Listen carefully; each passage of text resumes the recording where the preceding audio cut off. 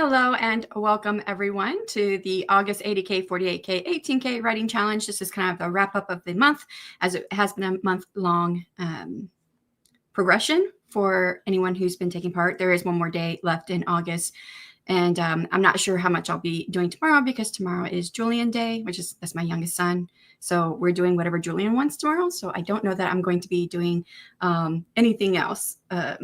Probably not much writing, if anything. So for me, this is kind of like the wrap up to the month. And so in case if you're not familiar with what August 80K is all about, it was developed by Mama Maggie and a friend of hers. And it was a month-long writing challenge that was flexible with writing or editing, whatever process you're in for the writing process. And it's a sprints designed to help you build a sustainable creative routine. So, and you could be working on one project or many. I've been working on many this month. I did set out some goals, some of which I met and others not so much. But like, even though I didn't meet some of my other goals, it still doesn't really matter. I was able to be successful this month. So I'm pretty happy with what I did. I thought I would get in there and maybe finish up my work in progress, my novel, my next novel in my series. But I did get in there and review everything. I hadn't written in it since the end of May, like the first day of June was the last day I wrote something in it. And I was trying to wrap my mind around it. And I was like, oh, this is a lot. And I just had so many ideas in my head that I just wanted to get out on paper. I thought, well, if I dig into this novel, I'm not doing anything else. So I kind of set it aside. And I wrote, completed a novella and 2 short stories this month.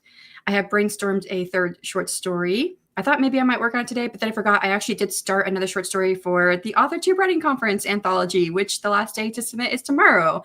So even though I started that, and it's like 4,600 words I have in it right now, but I know that it ends in a place where it's not like an ending to a short story. And so I've been just thinking over it the whole month, because I think I wrote that within like the first couple of days of the month.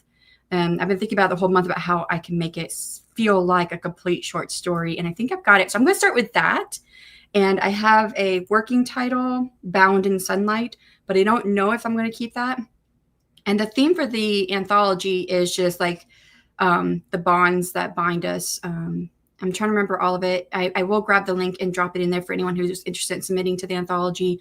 I mean, unless the story does not meet like the guidelines of the anthology, pretty much everybody who submits is getting in, because we don't have that many submissions. So, and I've kind of failed in not like probably advertising it as much as I should, because I've just been burnt out from the conference. Everything to do with the conference, I've been burnt out with. So I have been avoiding a lot of that. And we've already extended the deadline once. I thought, oh, we could extend it again. I'm like, do I really want to extend it again and keep dragging this out? I don't know. I don't think so. So I think this is going to be it. We do have enough for the anthology. So it just would be nice if we had more submissions. So I will grab that link and drop it in the chat. I see tasty double chocolate and glaze. Is that donuts? I love donuts. Not that I need a donut right now. But anyways, so yeah, I'm going to be, first I'll be working on that. I did start rereading the short story for a second this morning. I realized I don't have time. I need to get ready to do this live stream. Got to get the camera going, because last time I tried to have the camera going for a live stream, it didn't work. So I did get it going. You guys can see me. I'm sure you can see me. Yeah, I see me on the screen. So yeah, and I started adding words. I was like, oh no, I'm not even counting the time. I'm not because I log everything. I log like how long I'm writing for. I log what project I'm working on. I log what part of the writing process I'm on, and then how many words I get. And I don't count negative words. So, because my main thing is like, how much am I actually writing, and where am I spending my time in the writing process? Like, does it take me more time to brainstorm? Does it take me more time to draft? I do know, for doing this for the last couple of years, I draft really fast and I revise and I edit really, really slow. So I have noticed that in logging everything for the last couple of years. So this is actually my 3rd year of logging everything. So I'm going to continue with that short story. I think I know how I'm going to end it, and I should finish it. I don't know if I'll finish it in one sprint, but when I get to the end of that, then I need to look at another short story idea I brainstormed a while ago, like back in April, but I ran out of time to write it. And it's for an anthology for a women's fantasy writing group I'm a part of. And I know that we just extended the deadline on that one because the three of us who are on the committee for the anthology all wanted to submit a story. And we neither one of us got it done in time. So yeah, so we're all, I think we're meeting in September to finalize like the last dates for everything and when we're going to publish that anthology. So I need to get that story written so it's done. And I don't really remember it. It wasn't until I came across it, I was like, what is this? It was called The Ember Bride is what I put on there. And I was like, okay, it's with the dragon because I have Ember dragons. I was like, okay, it's got to be a dragon. What's the bride? What is this? And I looked at it, I was like, oh, this is the short story I came up with earlier this year for the anthology. So I need to get that done. So I'll probably be working on that next. That might be some drafting I'm doing after I finish this one short story for the AWC anthology. So those are my goals for today. If I get through those two, I would like to start writing the third short story in a series of eight short stories that I'm writing. They're 1 hour reads for Amazon. I've written the first two already. They're first stage drafts, wrote them really fast. They're both like the first book doesn't even have the male protagonist's name in it. This is how fast I wrote it. So I got to get his name in there somewhere. But I brainstormed the third short story and I think I'm ready to start writing it. So if I get to that, I'll do that today. So this is a 12-hour marathon writing day. You're welcome to do whatever works for you, whether you're reading, writing, housework, coursework, day job, or just take care of you. So yeah, you can use this however you want. I am doing 1 hour long sprints. Those are the sweet spot for me. I know that may not work for everyone, so please just use whatever works for you. So all right, let's go through and I wanted to get the question up there, but I didn't get up there. So how has your August gone as far as like your writing goals, whether that was just like thinking about your writing or writing, drafting, editing, whatever it is, whatever process you're in, how has your writing gone for August 80K if you were doing that, or even if you weren't doing that, if you had writing goals for the month, how's that been going? First one in was Jocelyn. Hello, it's nice to see you. And then Mama Maggie came in. Good morning. Good morning. And hello. Oh, see y'all, I just did it again. I had this issue on Thursday. StreamYard on the back end has added this like little arrow to the right of the comments. If you click it, it closes the comments. And I have depth perception issues. So when I think I'm clicking on a comment, sometimes I close my comments. And now that they've done this, I'm closing my comment. I just closed my comments. So now I gotta open it back up. Not that it's a lot, but I'm like, I'm about to read this, click on the next one and read it, and it just goes away.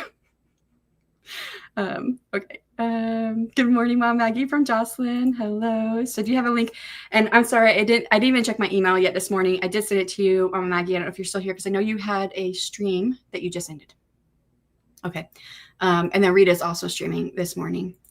And the reason why I didn't share the link was because last time I did the 12-hour sprints, the 12-hour day writing sprints for the day in support of August 80K. And I sent it to all of our group. And I had tons of people say, oh, I'll be there. I'll definitely show up. I'll be there. And nobody showed up except for Mom Maggie. So I'm like, okay, whatever. I'm not going to even try this time. I'm just doing 12 hours. I don't mind being by myself. So I like having people. I definitely love having the writing community involved. So anyone who wants to join, you're welcome to. Just let me know. I'll send you a link. And I'm glad that Mom Maggie asked me because I didn't even think about her because in my mind, I was like, I offered it to everyone. Lots of people said they were coming and no one came except for her. So hi, Randy. How's it going? Are you working on anything today? I'm not used to seeing you during the day. I usually see you at night. And then hi, Randy from Jocelyn. You did amazing. Thank you. Yeah, it's just been a really creative month. And I've been pulling teeth like to make myself do admin. And I mean, there's so many things I need to do. I have like 5 people I need to get in touch with or get back in touch with or reply to who want to do an interview for me as an author. And this is a good thing. And I should be doing it. And I just have been dropping the ball. And the very last one I emailed and he emailed me again saying, hey, checking in again. And the reason why I know I didn't respond to him the last time is because he put in there talking about the conference during the interview. And I'm like, I don't want to talk about the conference.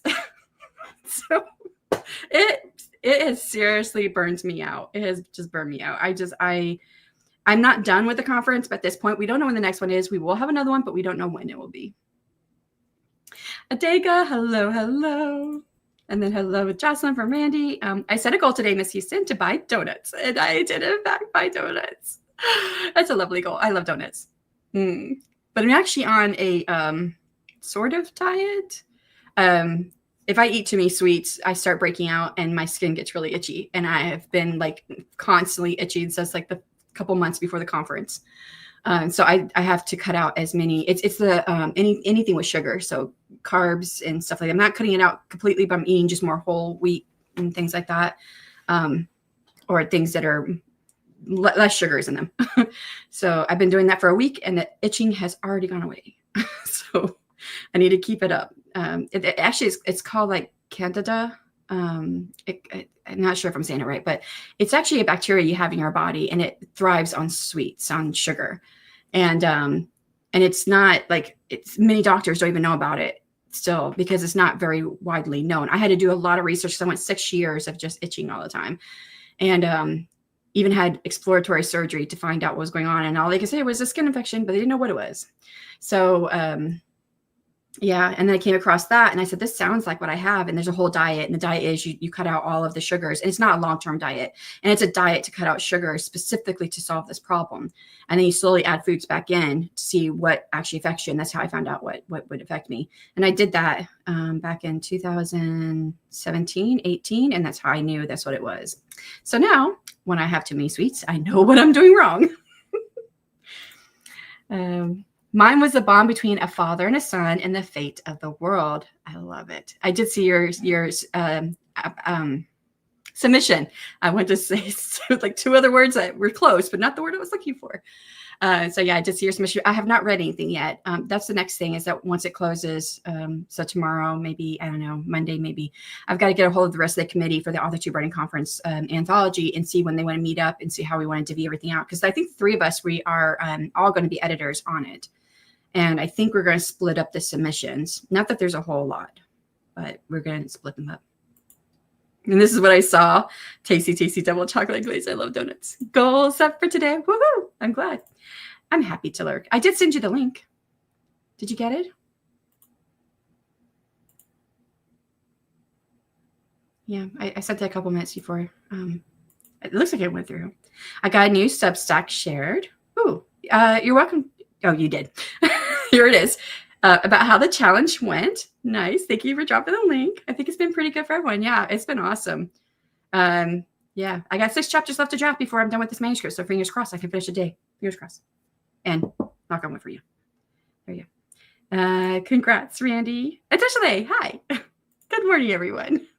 I thought, wait, I haven't said hello. I don't think that was your first comment. It was to say congrats. Look at that, Randy. You're so special. The first comment Additionally made was to say congratulations to you. So thanks. And morning, Additionally. Yep. I'm in a similar boat at Randy. Oh, yes, because you're almost done with your not so short story. I've got 3 or 4 scenes left. One of them, a prologue added if I want to. That said, I'm working on my not so short story today. Donuts, milk, cat in a box.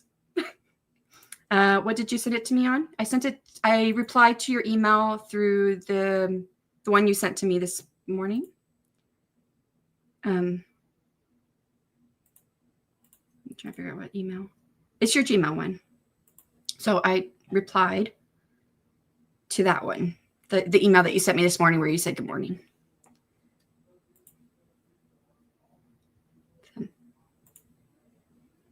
Really? Almost done with my last and final book, feeling sad about it or odd about it. I said sad. I put sad in there, and that's not what you said. I would be feeling sad about it. I'm sad about it. That is your last and final book. So that's it? You're not going to have any more? No, Maggie. Do you want to introduce yourself? And maybe if you want to add a little bit more than what I said. What am I doing? What is happening? Okay. Sorry. I wasn't muted. I was listening to your tab, and then I was like, oh, wait, there it is. Okay, yeah. For some reason, Gmail did not show me your reply. Huh. That's interesting. It put your reply in my spam box. Really, Princess? Monsters. I know, the traffic. It's traffic. My daughter's doggos. They feel like they must bark at traffic. Hello, lovelies. I'm Mama Maggie Ward, independent author, stroke survivor, migraine overcomer, and welcome to the last 2 days of the August 80K, and Shannon, our lovely 12-hour hostess with the mostest. So Adega is finishing up his last and final book. If you guys didn't know, he does put the chapters on his YouTube, and he did that as a record for his children and future generations. And I don't want to start something I won't be able to finish. And I totally understand that. I don't want to put your I don't even know if I would say it right. So if you want to say why you might not be able to finish it, you can do that. But if not, people can go to your channel and find out why you wouldn't be able to possibly finish it. But yeah, there's a lot there, a lot of great information. I love his voice too. It sounds like a really good narrator voice. So, okay. So what did you have like specific goals for the month, Mom Maggie, for this? Yes, I did. I originally set up for tier 3, which is the 80,000 words, and plan number 2, which is the 21-day plan.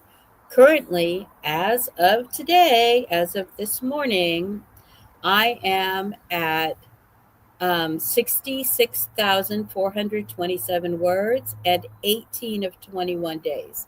So that's what I posted in my Substack is I know that I failed. I already know that I failed.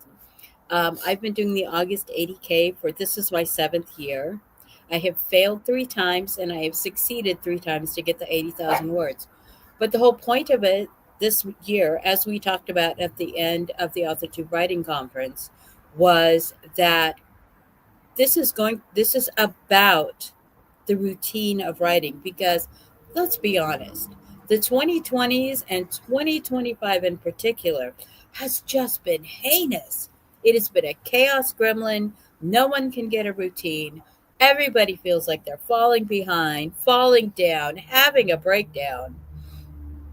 And so the whole point of August was to just get this thing done, to get us all back into routine going into the fall and winter writing seasons. And and unfortunately for me, when I planned all of this, I had all this stuff set up to go on in July and August, or June and July, and it all got moved to August. August, yeah. So my August has been a double chaos gremlin. But it's still, I'm glad, I feel so good. That's what I said at the end of my Substack post, is it felt so good to just be writing again. And I know you share that. You blasted out an entire novel this month.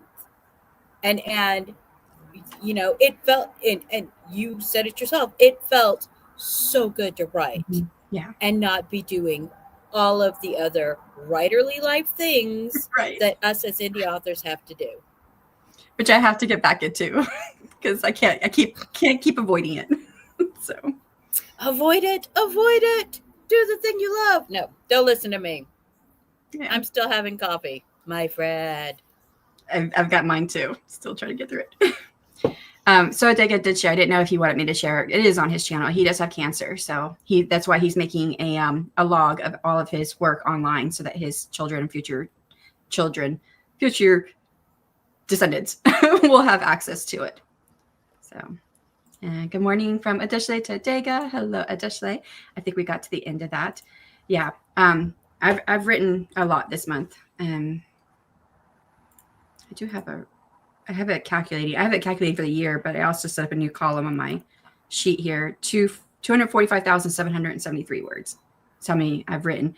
And that's mostly between brainstorming and drafting, which I do verbal dictation. So I call it verbal vomiting. So I can get a lot out that way. I do have a couple of editing and revision periods in there, but I don't get as much done. So I'm going to start with that.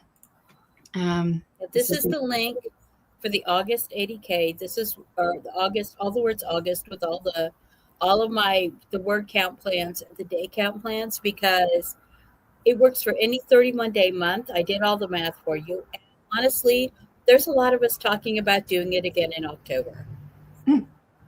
So doing the October, all the words October. So yeah, join us. Yeah, I like that. Because August through October are my writing months, but I realized everything I put off in August as far as admin, I'm going to have to catch up on in September. So I won't be able to write as much in September because I have to catch up on everything I didn't do. September tends to be an editing month for me. So I already have projects stacked up and scheduled. So if I can get them done in August or in September, then I don't have to do them in October and I can do the writing again. Cat. Yeah, so October, I'm hoping by then October will be the last month for me that I need to like get in there and really start revising the beginning of my novel, and that's in progress because I start with Morgan. She's my critique partner. She has been my critique partner, and then we, she got busy with work, so we weren't critique partners for a while. But she went to start up again, and we're starting in November or October. Can't get the right month. We're starting in December. But November I can't really do a whole lot because I'm going to a conference, so I'm going to be gone for like 2 weeks.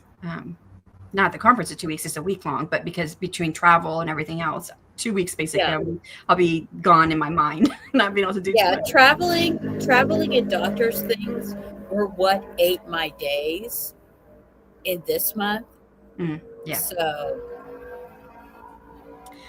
alrighty, 1 hour sprints. We're gonna get ready to do this first one here. And thanks. Good morning to you too. Good morning. Oh, I've missed it. So thanks. Good morning to you too. Is to Dashley, I think, because he said good morning. So, all right, let's go ahead and we'll get started with our first sprint. If I find the right tab. Yep, this is it. Okay. 1 hour on the clock, and see everyone on the other side of 3, 2, 1. Good luck.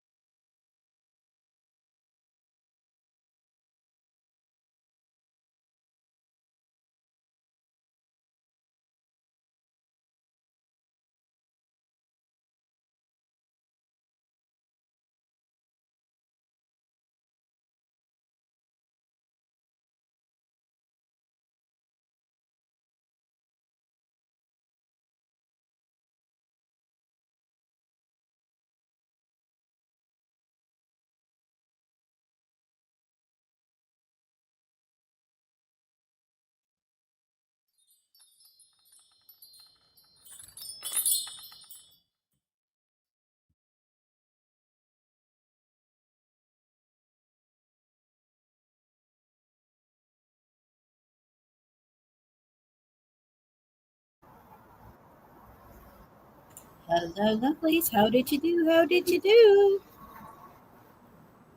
I need to write down my stuff. Okay, I did revision of the short story that I did for the anthology, for the AWC anthology.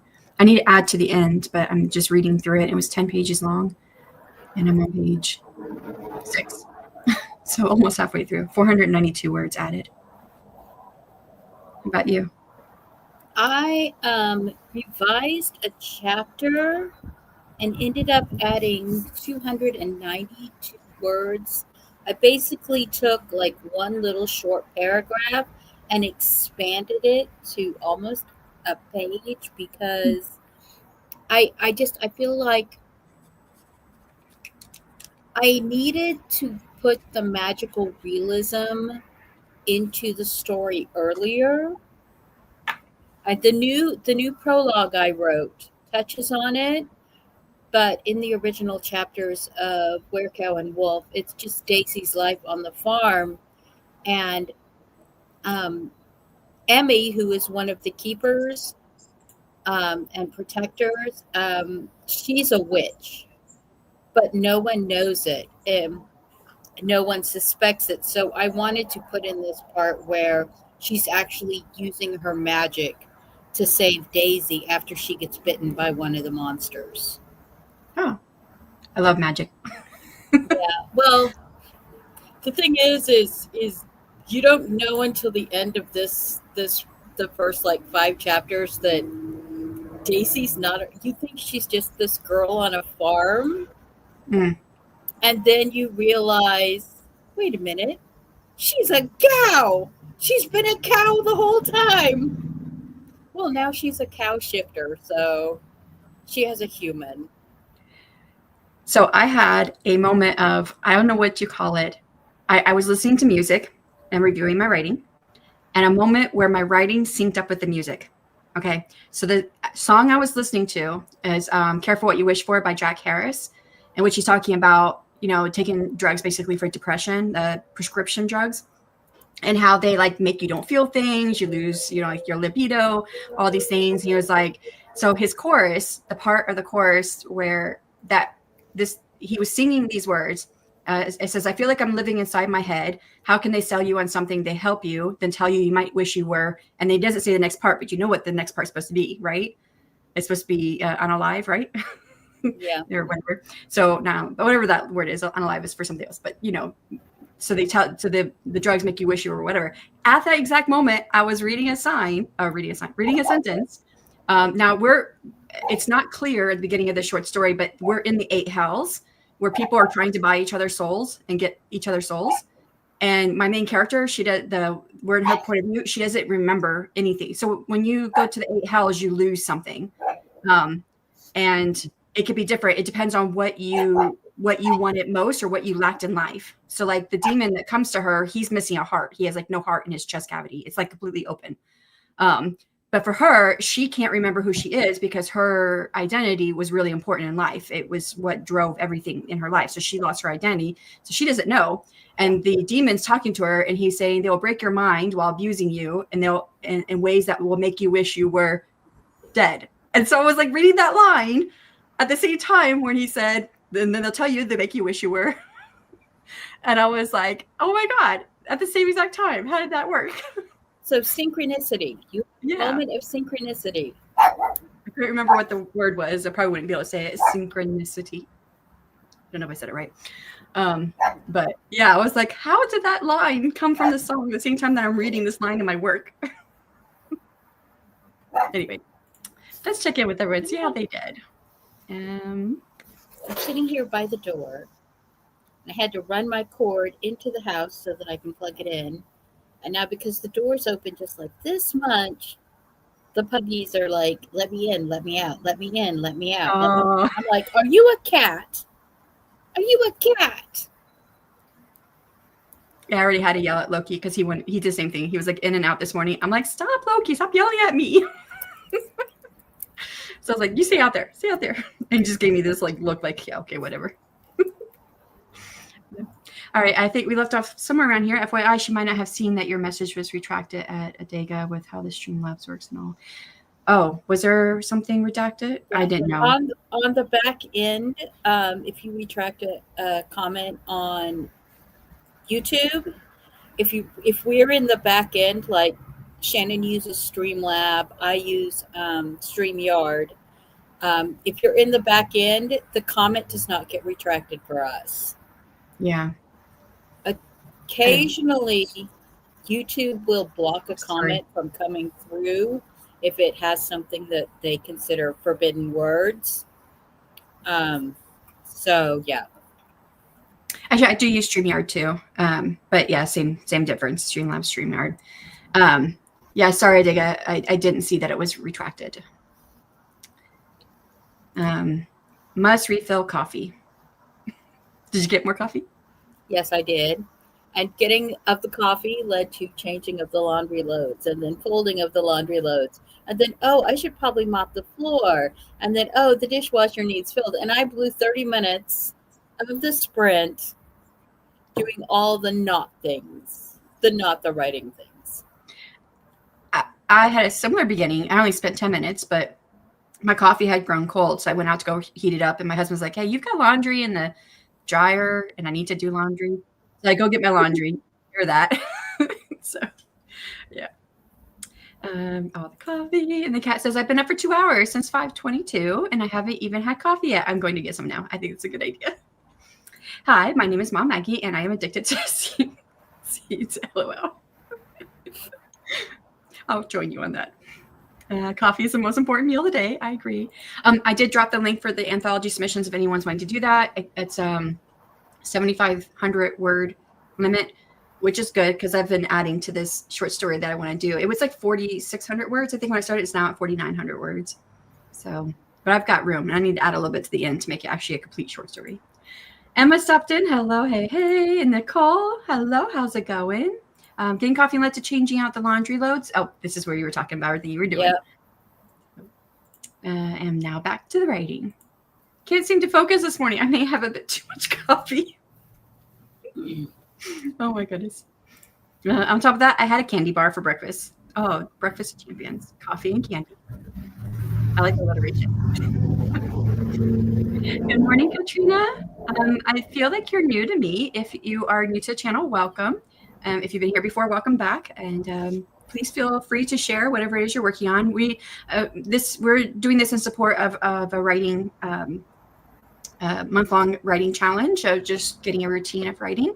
But you can be working on anything. I don't know if you're a reader or writer or something else. Morgan, hello. How's it going? Morning, everyone. Well, the family is awake. Oh, and another Katrina. Hi.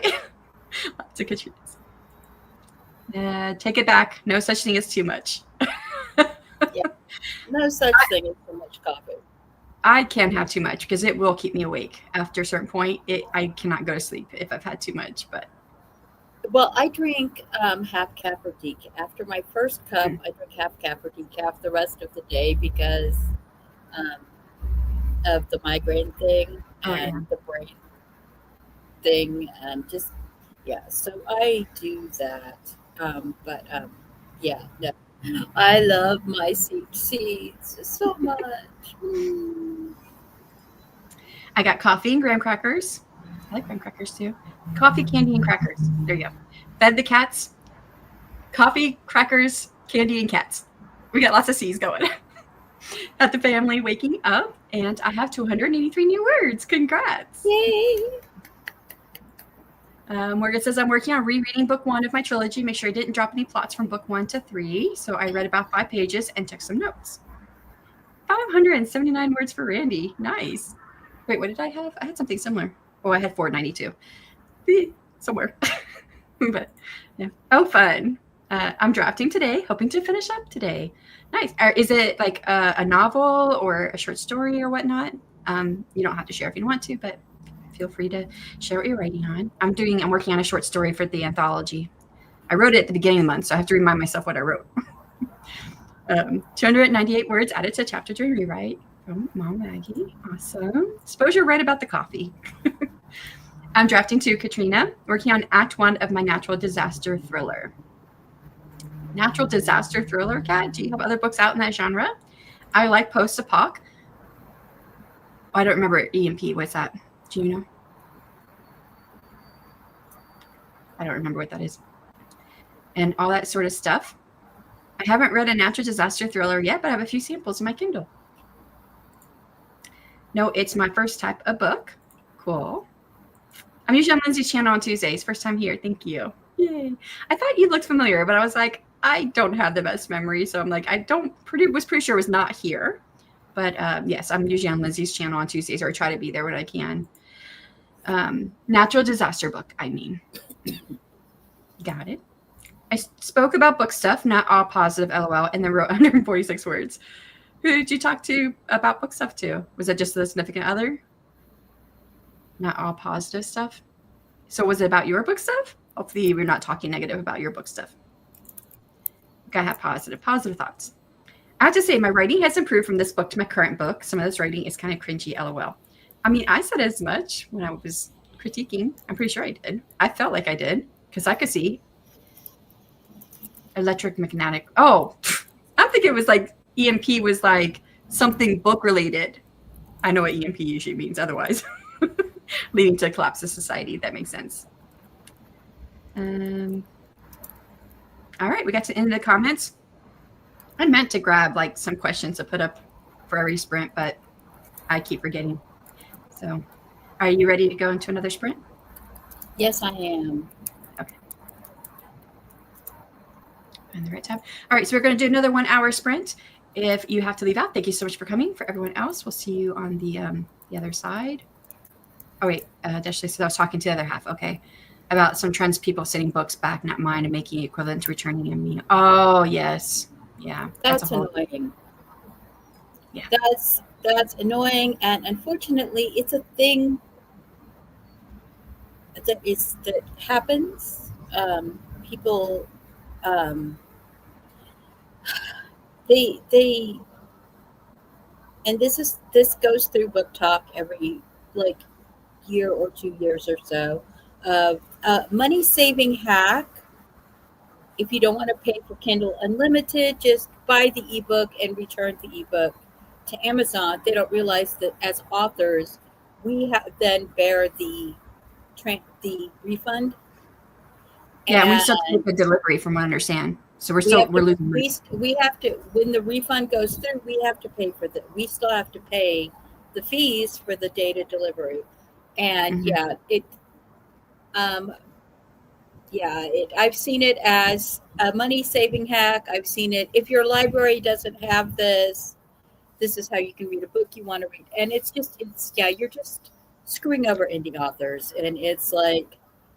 But I think that Amazon has done some things to try to reduce that. Like if you read so far in the book, even if you return it, you don't get the money back or something like that. They backed out on that. They had it to where if you read more than 10% over the sample, and then they went to 50%, and then they went back to if you read the whole book, you can send it back with like the stupid excuse of you hated the ending, the writing was bad. And it's like, they had cut it to where you could only read like 20% of the book or so. And then they went up to 50% of the book. And then and now they're back to giving refunds for somebody who reads the whole book. And it's just like, why? I didn't know that, Mark. I didn't need to know that information. It's frustrating to me. And it's like, and this whole idea that you can do a free book club book by getting everyone in your book club to buy a book and then everybody refunds it. And authors end up owing a lot of money back to Amazon. Yeah, so we're now paying for people to take out our books and borrow them, basically. So yeah, please don't listen to those Book Talk hacks. Yeah. All right, we're going to go ahead and get started next hour. If anyone needs to leave out, thank you so much for coming. For everyone else, we'll get going in 3, 2, 1, and good luck.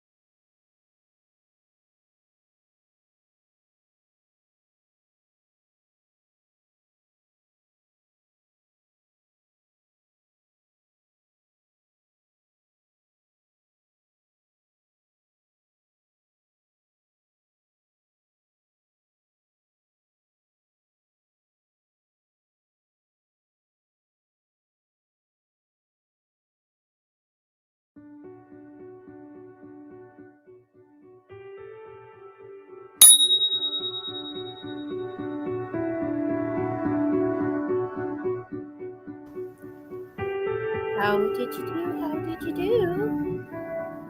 I got roughly 201 words added to what I'm working on. I finished revising what I'd written and then started drafting the end. And I'm getting close to the end. So 874 words altogether, of which 464 were revision. Minus 464.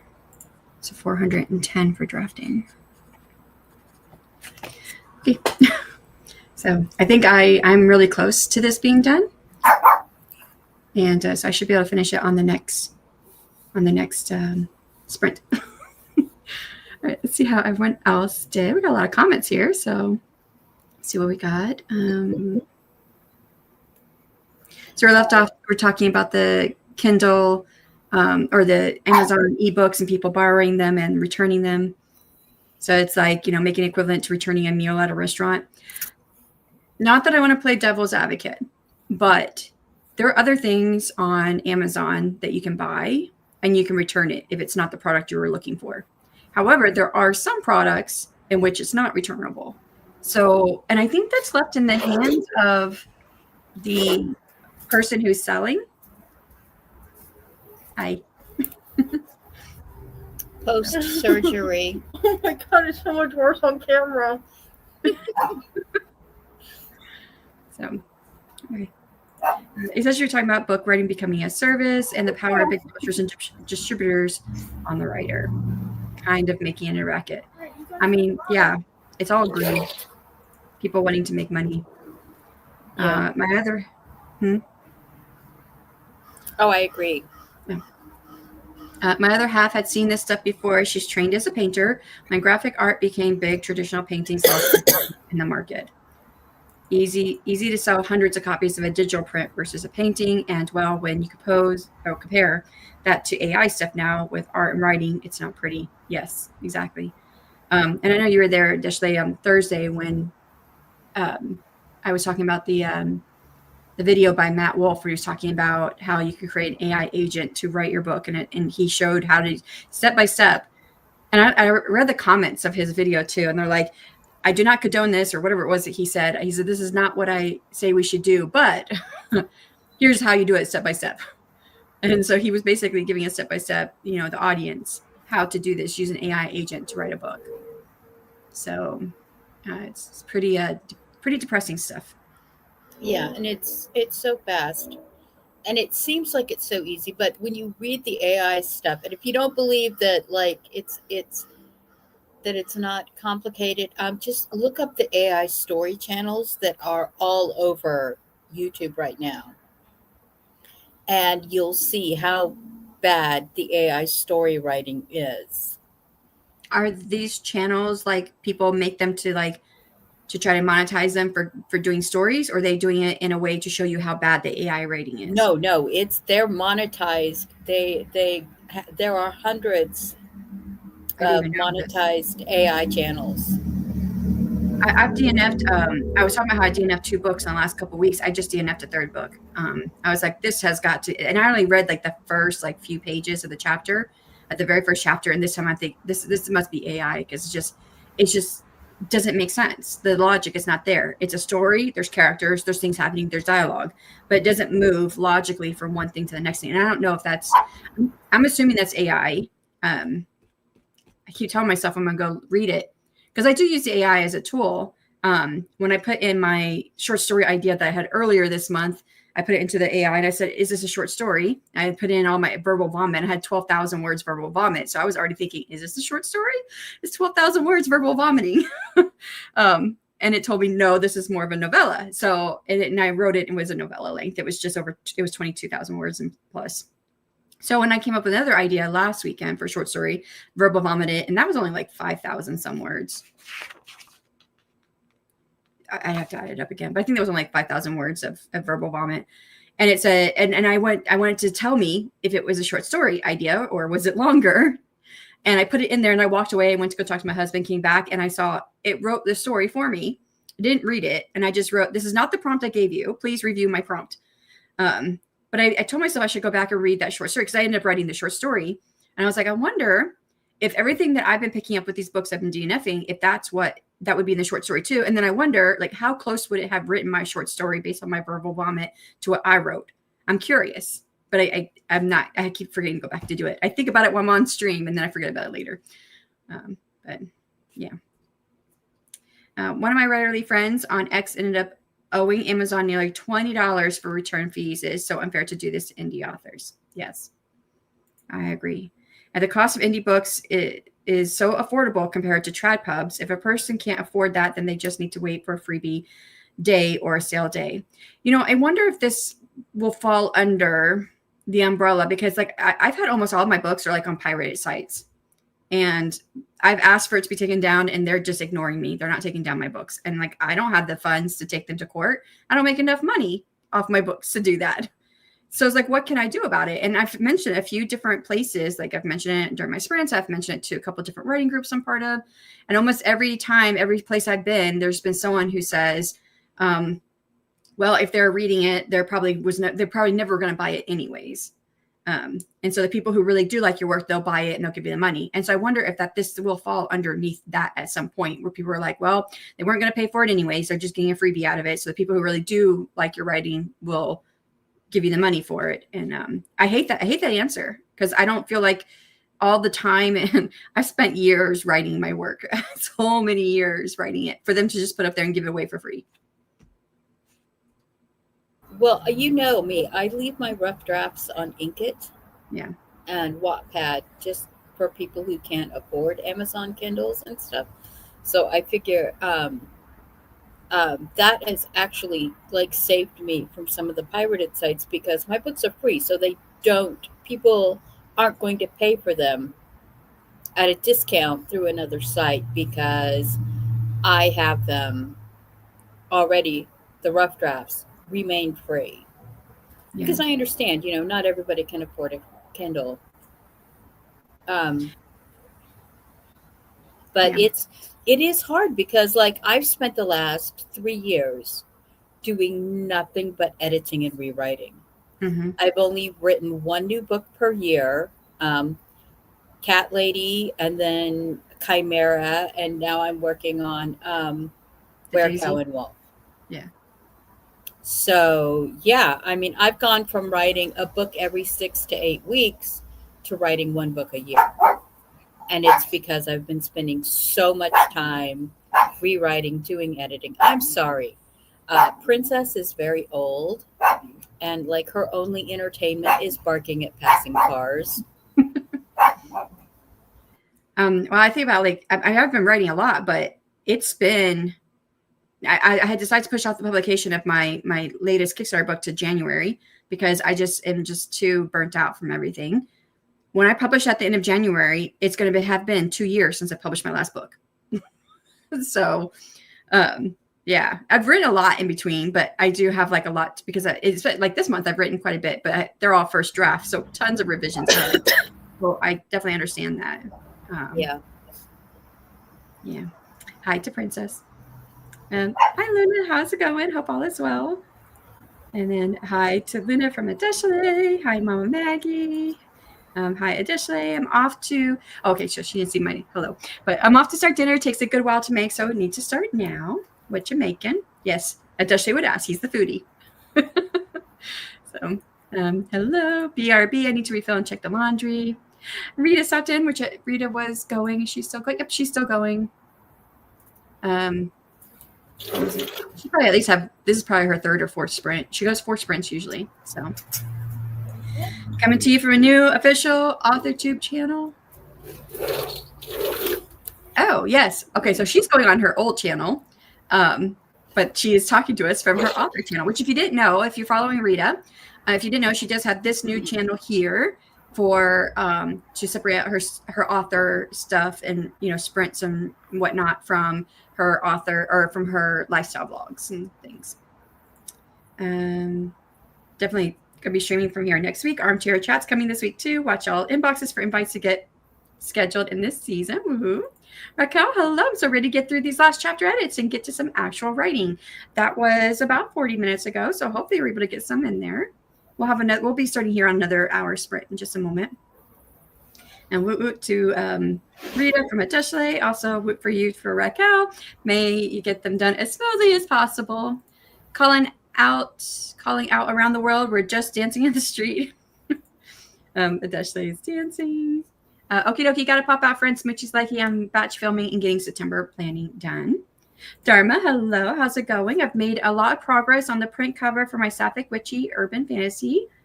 This is my third attempt at this cover. I do love playing around in Photoshop. Now I'm back to editing. Do you make all of your covers? I'm trying to remember. I'm not very good at doing like the photo edits. I try, but whenever I give it, I put some stuff together and I give it to my book designer. She makes it look a whole lot better than I did. So I can do like illustrated stuff, like stuff that's illustrated. I can make that blend in more if it's already illustrated. But like if it's like an actual photo, it's hard for me to do it. Nice. Jocelyn had to step away, so I'm assuming you're back. I had to step away to give the dog a bath because she played in a ditch on her walk with Dad. Oh, I have claw marks. Should have made Dad give the dog a bath. Yeah.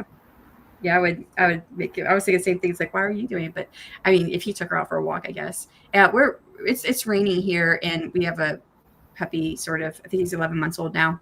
Yeah, he's been playing out there in the rain, and Kevin's like, oh, I guess that means I'm gonna have to give him a bath. He's gonna be outside for a while. So, ouch. Yeah. I've got the youngest is dog sitting for me in Colorado while I'm here. And she's like, it rains every day. And, Agent, he's got those giant Mastiff Rottweiler Great Dane paws. And he just like comes in with like mud boots. Oh, geez. Everywhere. Yeah. Mama, he had said, but 201 words added. Dharma said, almost done revising Act 3 of 4. It's all good. A little stretch helped my back. Okay, good. Hopefully it doesn't hurt for the rest of the day. I read some more, probably about 30 pages. Wow, you made good progress. Although I'm trying to remember how long your book was. It was quite long. I really liked your first book. I know you said that your writing has improved. I'm pretty sure that I have seen that from with critique partnering your books. I didn't do your first book, but your second book to your third book, and but I still love the ending to the first book. Have you read her first book in her series? I may not remember it. I don't remember. I don't remember unless I read a book like 2 or 3 times. I don't retain. That I read the book. I'm thinking I have. I think I did, and I think I liked it, but I don't remember anything about it. I don't want to give it away. So it's like JC's book. I really enjoyed JC's book. Yeah. I did read her book twice though, because I had read it for a readathon, and then I read it again when we became critique partners, because we picked up where we start working together as critique partners. Her first book was already out. Yeah. So, it's like I remember the third book of your series more than the first 2 books of the Clash of the Goddesses. I remember my third book too better than the other ones. I'm trying to remember how the other ones end. I couldn't tell you how the second one ends. But I think for me, it's because of the way the third one, toward the ending of it, at least I remember one scene really, because I had to do a lot of research, and it was like, oh my God, I hope no one ever sees my search history. That's when I was researching how long can a person stay alive with their heart out of their chest. So, back out again. Is that Princess? Yes. She's a pug, but she is worse than a cat. In, out, in, out, in, out. And since I'm sitting out here, she's like, I want to be with Omi. Mama, you bring up a good point. Read the YouTube channels. Those channels seem to do well. I didn't even know those channels existed. Oh, I don't think I would be able to handle it. There is so many of them. And because a lot of the stories are like written in like the AI writes them in like other languages, like Chinese. Yeah. And then translates them. And one of the things that drives me absolutely crazy, I'm like, you need a human who knows English to go over this, because the pronouns and the possessives are always messed up because we don't have feminine and masculine nouns and verbs, and other languages do. Yeah. So it's like everyone in these stories is gender fluid, and they will be a him or a her anywhere in the story at any given time because the AI is not smart enough to translate them as one way or the other. Katrina says, I wrote 876 words. Nice. I'm moving back and forth between my 6th novel, first in a new series, and a random novella I can't get out of my head, romance. I've been like that this month, where I think, okay, I'm going to work on this, and then I can't get this idea out of my head, and I write it, and I get another idea. But so totally understand the squirrel concept, or shiny new object syndrome is a lot of people call it. 479 words for Randy, still struggling in the same chapter, verbal vomiting. Yeah, I like alliteration, so it just sticks with me. the verbal vomiting. I know it does not give the best. I mean, vomiting is not going to probably give you a good image if you see images in your mind. But if you think of verbal, then you see like words coming out, then I like that image. So yeah. And I'm curious if it's just because they hit the current genre fiction need in style and format. Yeah. I don't even know these channels. I didn't know they existed. Were you leaving drafts available for those who can't access it? That's awesome. Yeah, I think so too. Hi, Emma. How's it going? Hey, hello, everyone. Also, werecow. That sounds awesome. Daisy, the werecow. Well, she didn't want to be a shifter. She liked being a cow, and now she has a human. And being a human is hard because you have to wear clothes, and things have to be cleaned, and you have to cook food, and yeah. I just wrote this down here. I use Muzo. It helps catch and send takedown for some of those sites that host pirated books, but it's hard to catch them all defeating. I sent a takedown notice and they didn't. They just ignored me. They didn't even. And I also sent a notice to their host and the one that, and because you can find the information online, like where they host it, like what program or they use Bluehost. What server host? Server host, right? That's what I was trying to think of. And also the URL, who they buy it from, like GoDaddy or whatever. And I found both of those, and I sent a notice to both of them telling them what was going on. And one of them responded to me and said, we will look into it, but this is a long process, so don't expect anything immediately. And this was earlier this year when I saw this, and it's like months later, and it's still there. So there's nothing I've done that can make them take down my work, which is just depressing and defeating.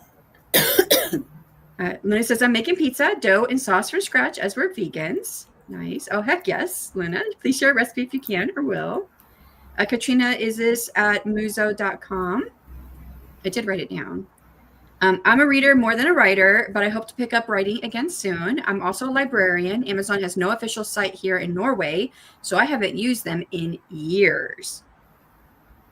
Yeah, that's cool. I know a lot of people are trying to get away from Amazon too, like the readers side. Yeah. 530 words for Dishley. Yeah, we did the math for me to buy ISBNs because I use Amazon ISBNs. And to buy ISBNs for all of my books to move my books onto other sites, it's going to be like $3,000. Because you have to have different ISBNs for digital, paperback, and hardcover. And I'm at 40 books. So then I paid like 100.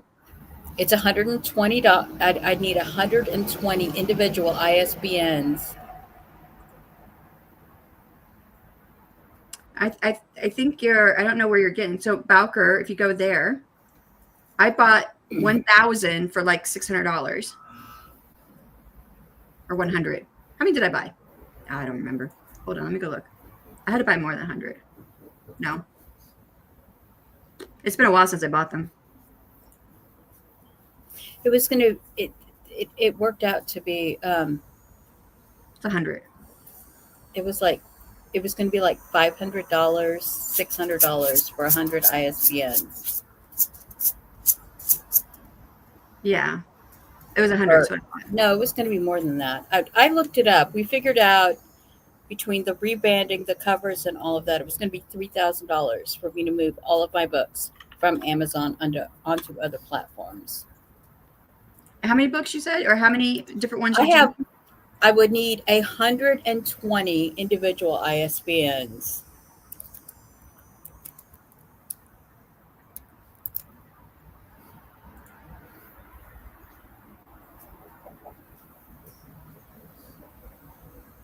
Yeah, So $300. $1,000 $300 for 10. 1,000 ISBNs for 1,500. So you could get 1,000 for Okay. 1,500. Or you could do the next one down is 100 ISBNs for 575, but then you still have to buy more. Okay, I think I was looking at the 10 packs for $300.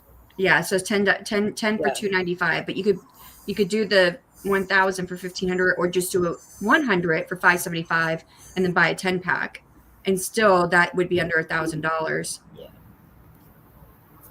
And then I would need cover art and formatting. But it's the amount is I haven't made that much total selling all of my books. So I get that.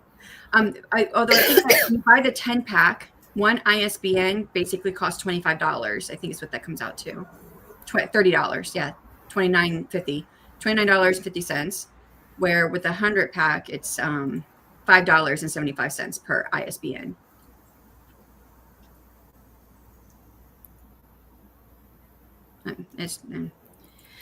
I know it adds up once you have to pay for all the little things. So Katrina says, it does say if you go content protection and down to authors and indie creators. Thanks, Katrina. That's my base. I haven't seen the language change ones. Yeah, I haven't. I didn't even know of but we don't have gendered verbs in my native language.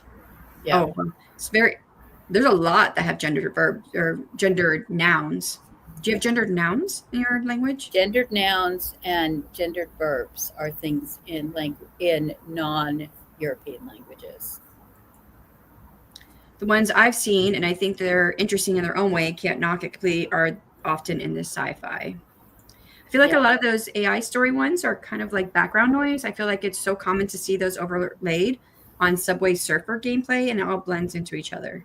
Yeah. There's like revenge ones, rebirth ones, apocalypse ones, sci-fi ones. A lot of the sci-fi ones are stories that are scabbed off of Reddit.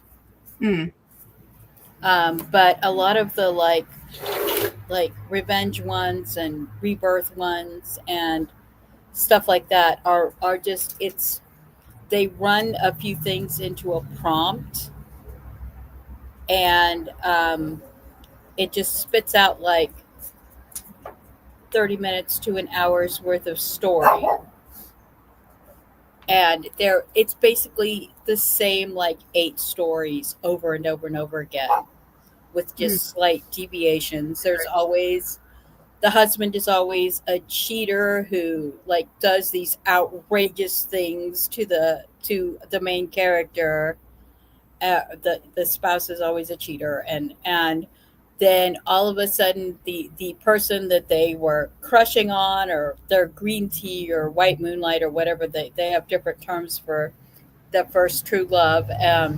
They do these outrageously ridiculous things to harm others, and then all of a sudden they're like, oh, the person that was seducing me tricked me, even though it's like as obvious as the sun in the sky that this person is tricking them. They can't see it because they're Delulu.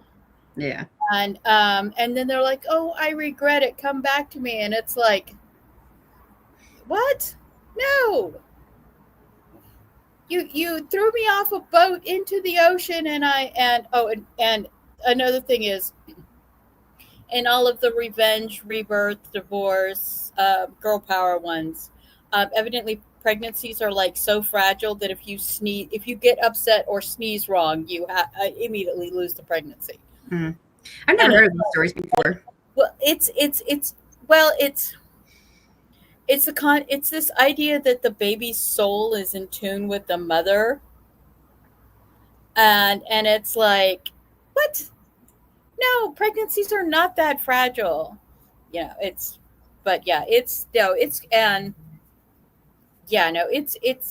of the stories are just, some of them I have encountered very, very few of them that sounded like they were written by a person or at least been edited by a person. I was going to do a thing on these channels, and then it was like, well, I don't want to get these people mad at me because there's so many of these different channels, and if they start mass reporting my channel from all these different channels, I would be gone. Snap like that. And then it was just like, YouTube in June was supposed to start pulling all these channels down. They were supposed to start enforcing this thing, limiting AI produced, mass produced, these AI, what they call view farms, where they just mass produce content to get views, to get monetized. And so they had this thing in June where they were supposed to do it, but then they never started enforcing it. They just changed the amount of times that the pic image changes. And the thing is the thing that hurt was people who do podcasts. You know, we do the podcast, we only have one image on the screen. I do the writer reading thing where I read my books on and I just have one image on the screen. Yeah. I had to go back and put not AI onto all of those videos because they have an AI looking for these videos. So if you're not, you know, and they're looking for one image, one voice throughout it. Because the thing they're cracking down on is what are called no effort content farms.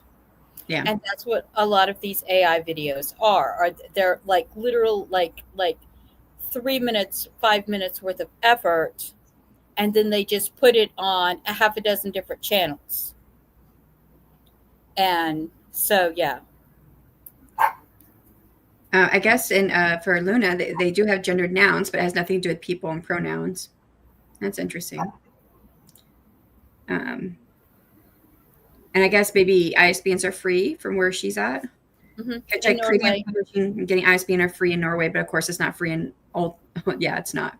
Even Canada has it free, right above us has it free. Yeah. But yeah, not here.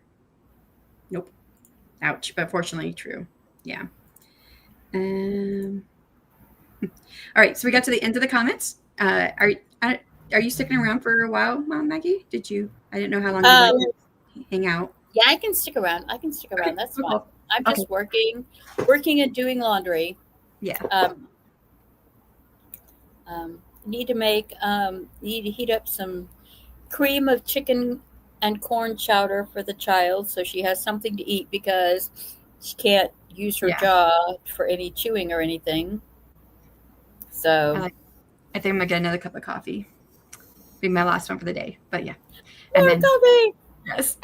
And then hopefully maybe finish this story and we'll come back and hopefully then I'll be done. Then I can move on to the next thing. So nice. All right. Nice.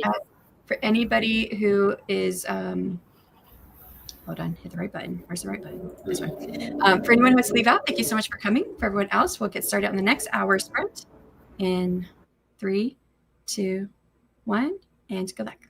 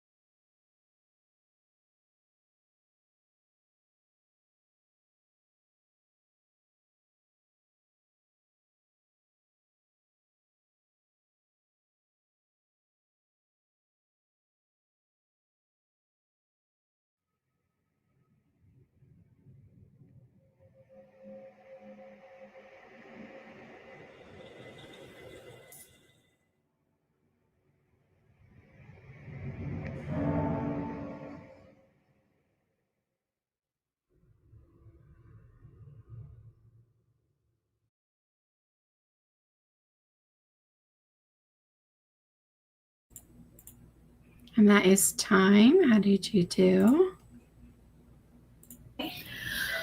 I moved inside because it was starting to get very warm outside, and got lunch made for everybody and medication, and talking with my husband in Colorado, who he had a like almost like a varicose vein pop up on his leg. So he's actually after being at work all night, he's actually at the emergency clinic. Oh, hopefully it turns out okay. Fingers crossed. Well, the good news is there's not a clot, so okay, that's good. So that's good news.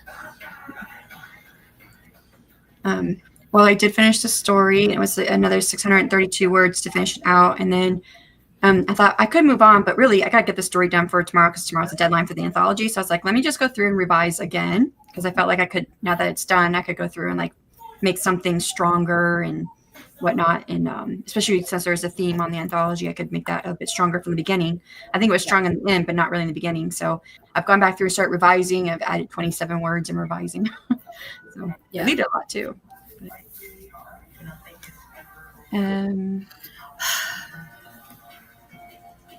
Yeah, I did everything but right that sprint. Well, I mean, you had a lot going on, so read some emails and stuff. So okay. I think I'm gonna go get lunch on this next one. Oh, I did get some more coffee too. Yeah, I had leftover burrito stuff and queso. So I made queso quesadillas. Oh, it sounds yummy. I love queso and quesadillas. I'm put together. I'm so full now. I take it. I'll take some of it. That's okay. I think I have some, because we're kind of like making some meals and then making extra to have for later. So I have that. And I think it's a chicken breast that's like honey and something else on it, and then some sweet potatoes. Yeah. Nice. That's what I'm going to eat. It's not what I've eaten yet. It's what I'm going to eat. So, finishing off my coffee. Great. What cup number is that for you? I'm on my third one, and it's halfway done. I've yet to have coffee. I think you said that the last time. All I got is espresso left, and I think I had a little too much of that over the last few days. Okay, so that's why you've not had coffee yet. I imagine Gollum with a cup of coffee needs it. I did. One of my characters ended by saying "is" with like several S's, and I was like, "What was I thinking when I put that in here?" Because I know I didn't misspell "is" on purpose. It was a reason, but it doesn't appear anywhere else in any of his other dialogue, and I'm like, I have no idea why I put this in here, so I just went through and deleted it. Yeah, I have the character in Relic of Time Wars, the Daisy from Relic of Time Wars, who is like, I spent 400 years without coffee and I never stopped thinking about it. Coffee is life. And then in what was it? Was it the Dauntless Deception, where or Light of Jura, where they try to attack one of the coffee plantations, and she's like, they're after my coffee. Oh my gosh, I don't know what I would do if we didn't have coffee. I mean, like if I never knew about it, be okay. But if it like just disappeared, man. Well, the thing is, they've got a half a dozen planets, and because coffee is such a finicky crop, that is one thing that they will tell you is coffee is very finicky about the soil and the additives and the sunlight, and the coffee is super finicky. And in Relic of Time War, Daisy is looking on all these planets they have, and there's like 4 places in the entire kingdom where coffee will grow after the Earth equivalent planet is destroyed. So she's like, coffee. Lena says, hi, doing the last of my line edits. This stream's perfect for the end of the month. Yes. And then there's going to be quite a few streams tomorrow supporting the 80K. So if you've still got more to do, still going on. Hi, Elsa. It says, hey, everyone, how are you all doing? Doing well. Working on this short story to get submitted for the anthology. This morning, I discovered the link between my short story from my newsletter and my main story. Originally, it was just a memory, but it sets up a few tiny things for the main story as well. Awesome. And this is the one that takes place like several hundred years prior, right? If I remember right. Nice, says Mom Maggie. Yeah, it feels good. I mean, originally it was meant as an event some characters in the main story might refer to every now and then, and now I need to work on the consequence as well. But I like it. Well, I think that's good that you like it because it's nice when we like our own writing and our work. Noticing errors you can just find, replace are my favorite type of errors. Yes, mine too. That makes it so easy. Jocelyn had to step away. Thank you so much for being here. Kat says, I spent way too long searching for a pattern book. I have to make a few things for tomorrow's craft fair. Oh, wow. But that means it's cool that you're going to be able to do that. Hopefully you're able to find it. That was, that was just a few minutes ago. So we're going to hope in the next sprint you're able to find it. 286 words for a Deshley. Awesome job. How much closer are you now to the end? Like, I think you said 3 or 4 scenes, right? That's what you thought at the beginning of the stream, if I remember right. Oh, those are good indeed. Yes. Randy says, oh, I got only 100 words because my dog. Only got 100 words because my dog ate them. No, that's where my head went.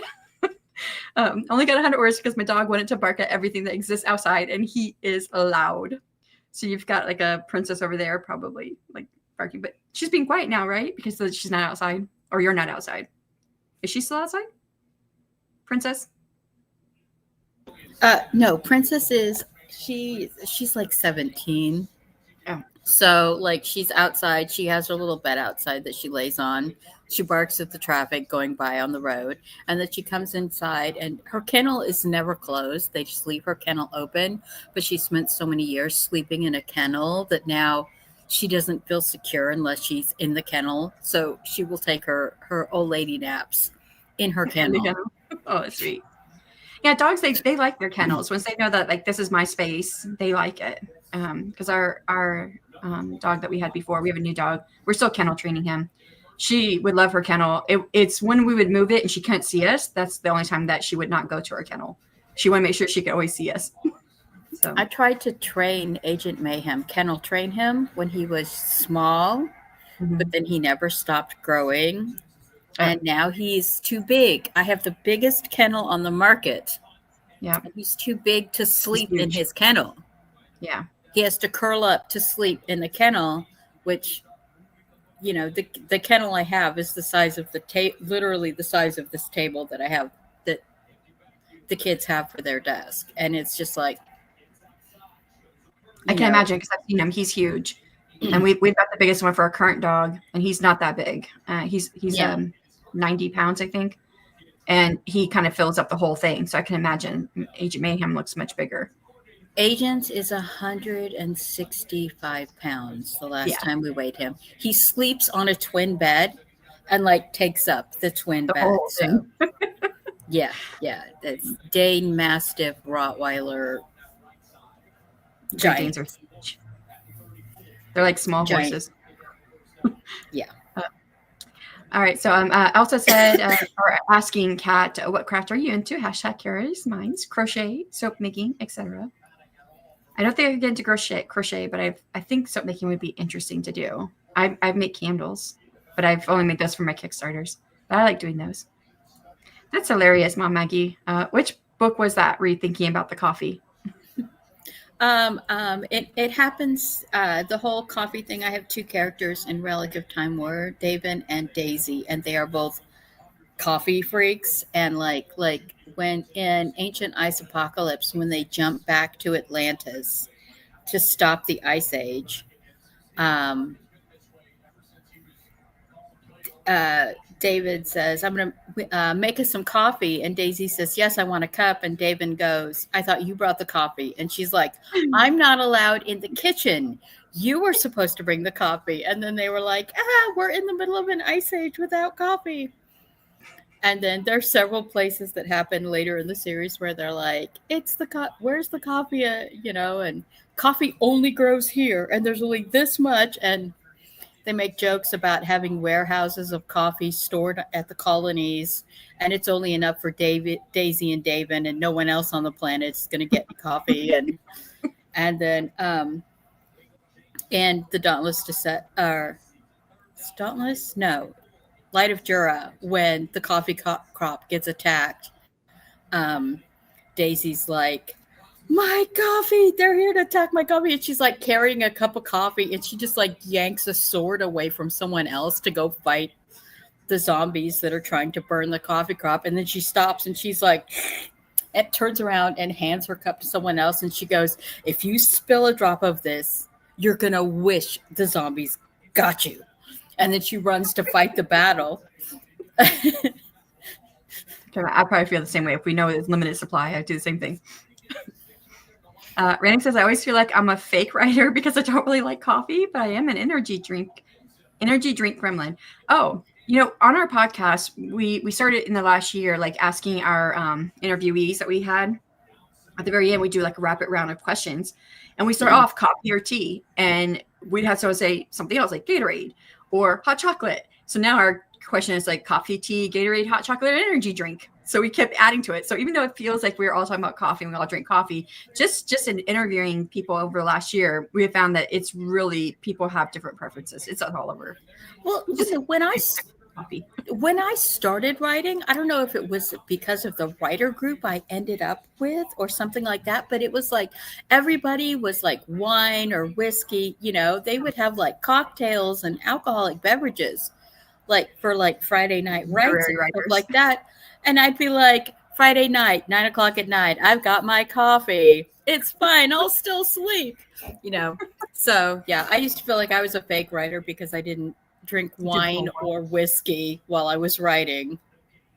For my master's program, it was low residency, which meant that for the beginning of the semester, we would go to the college and we'd be on campus and we went to classes, and it was like really intense. It was 10 days of going to class every single day. We start like at 6:00 in the morning and get done to like 10:00 at night. And then the rest of the semester, we were assigned a mentor. It would be a published author. Every semester we were given a mentor, and we had to exchange packets throughout the semester. But I felt like you, Mom Maggie, because I would go and hang out with everybody. We a lot of us stayed at the Brown Hotel in Kentucky. Some stayed on campus, but I didn't want to be in a dorm. I had enough of that military. So I stayed at the Brown. And so everyone in the Brown, we'd go down to the lobby and everyone would get wine to drink as we're hanging out before we go to bed. And I don't like wine. And I always felt like I was like, oh, I'm the odd man out here. I already felt like the odd man out when I realized that I wrote genre fiction and everybody else is writing literary fiction. So, but yeah. Get that feeling. I always feel better when I start writing because I'm not a wine or whiskey fan. So there was Sky is also a monster drinker. Ooh, the energy drinks. I understand that. I have, unfortunately, way too many of them. I've had, unfortunately, way too many of them.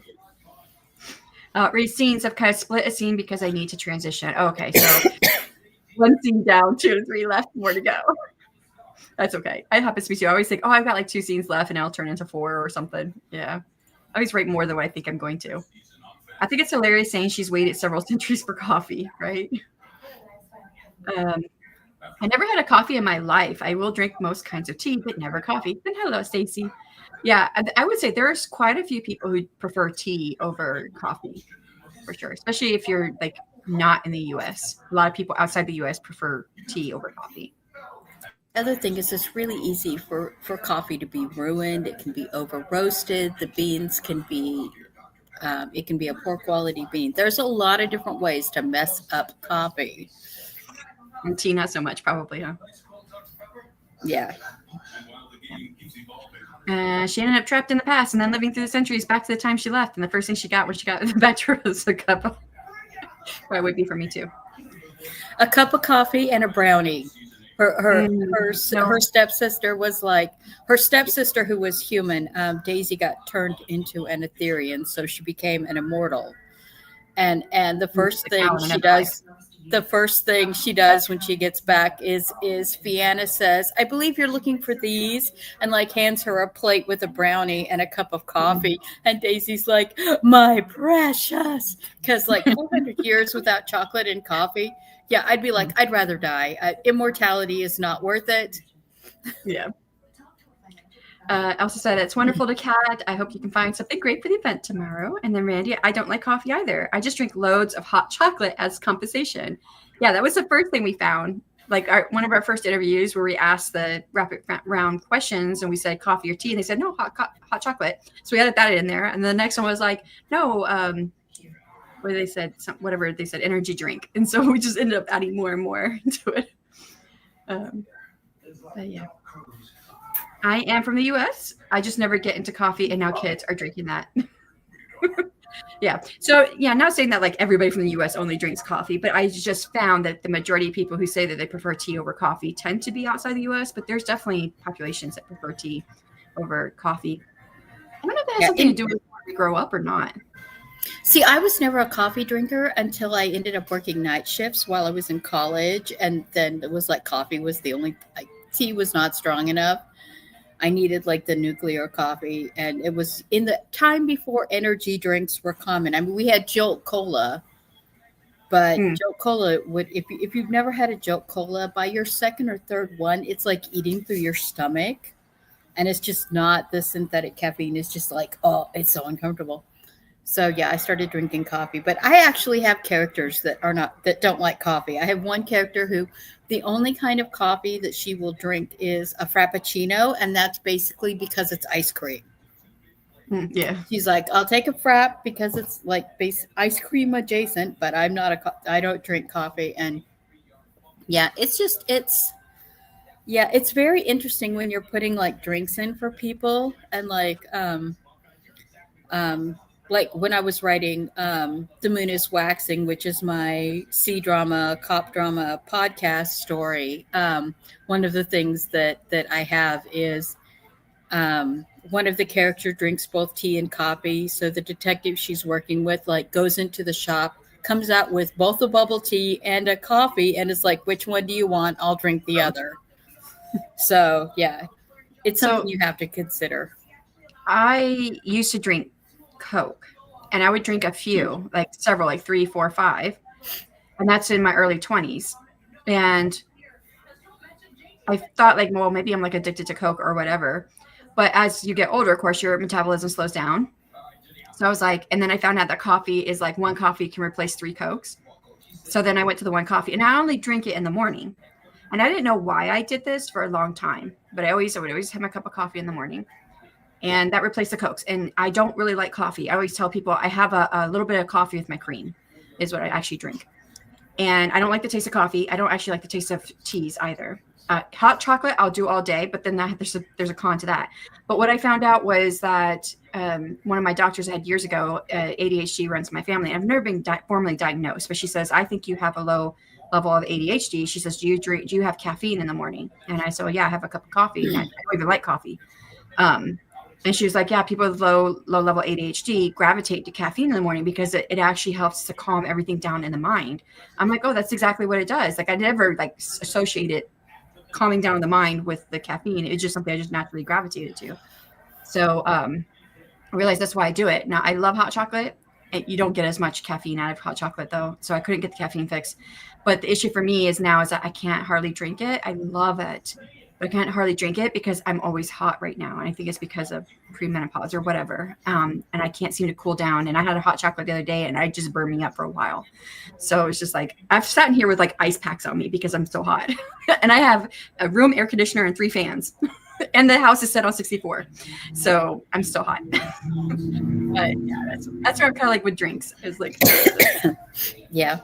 Like what Stacy said, I've noticed none of my characters drink coffee because I don't think of it. My last story actually kind of made a plot point that the MC doesn't like coffee.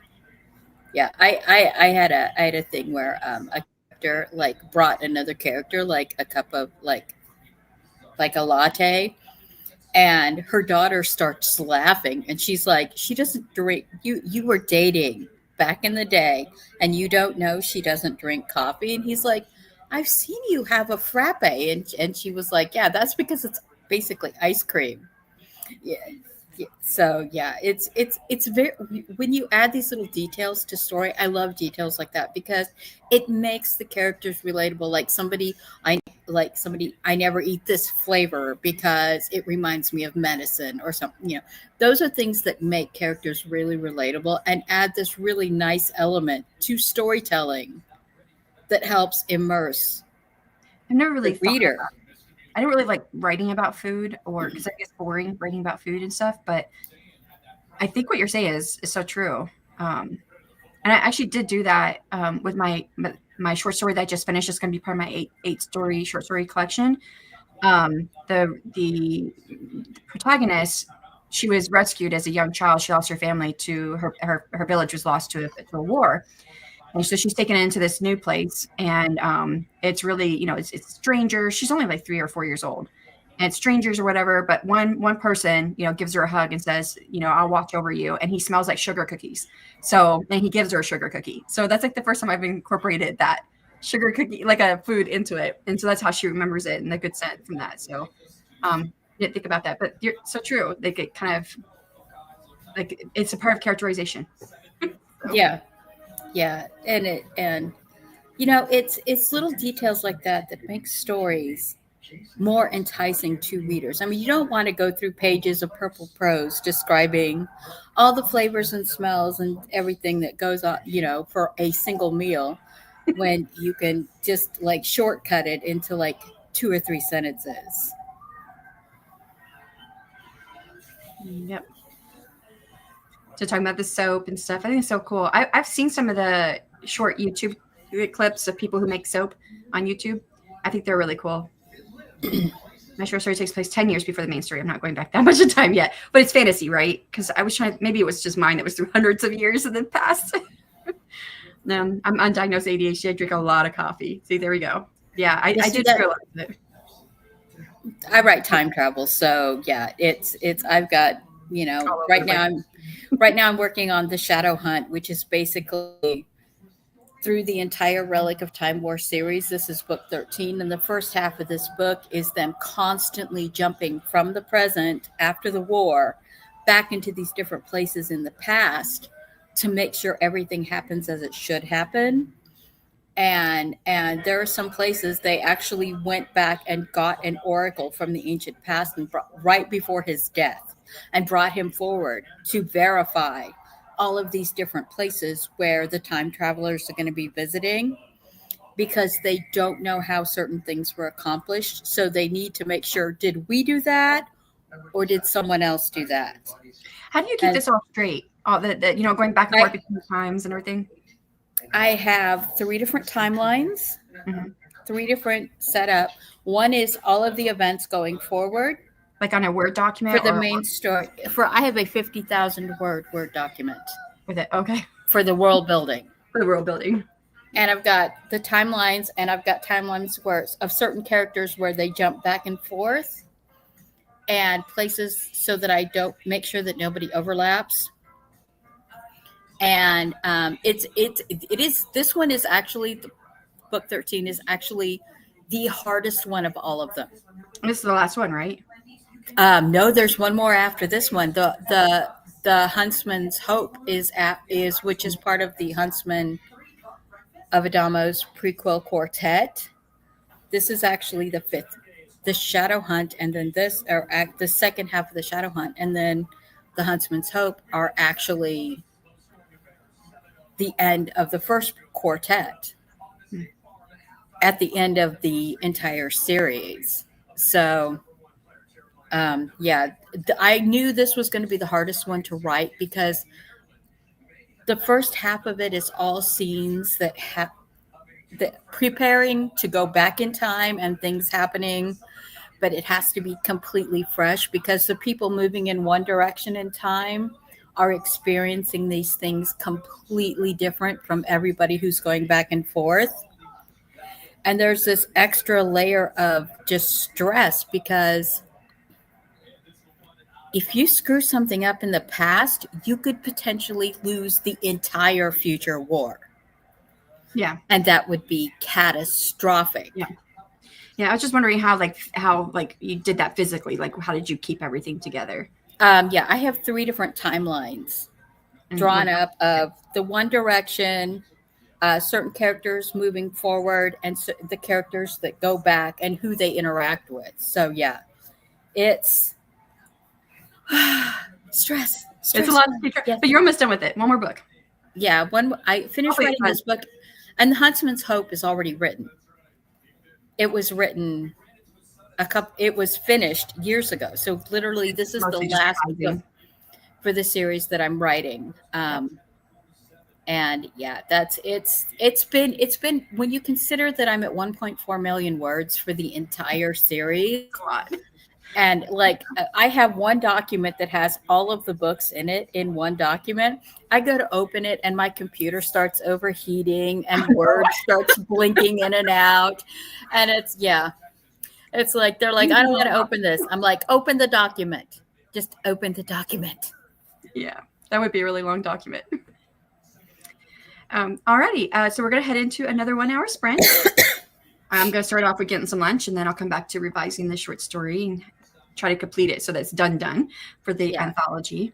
And then, so if anyone has to leave out, we'll, thank you so much for coming. For everyone else, we'll see you on the other side of 1 hour. I might be hopping out to join Sam's stream for a little bit and then coming back. Okay. Did you want to do an outro for anyone who's here? Yeah. Thank you everyone for joining the All the Words August challenge. It looks like we are probably going to be doing this again in October. So yeah, 31 days to reestablish your writing routine. Nice. And I'm Mama Maggie Ward, independent author, stroke survivor, migraine overcomer, and I'll be back in a while. So awesome. All right. For everyone else, we'll get started in didn't do it. Why did you not do it? And if you have the timer screws up on your bingo card, please exit out now. All right. I think we just did this one, but I'll figure it out later. All right. Take care, everyone. I'll see you on the other side of I'll see you later, Mom Maggie, and I'll see everyone else on the other side of an hour. Good luck.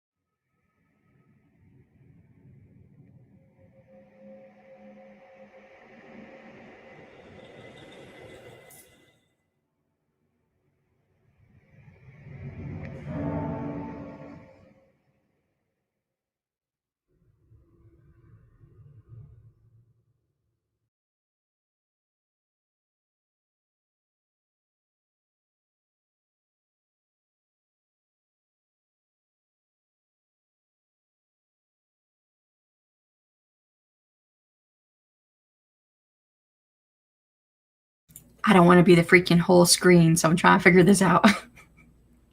Like, I thought this was like part of the screen. No. Why do I have nothing here? That's like just part of the screen. Maybe this one. I'm a little bit bigger.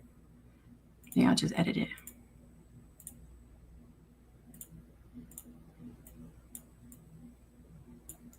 I'm just fixing it because I do not want to be the whole entire screen. I don't know why. I just don't like it.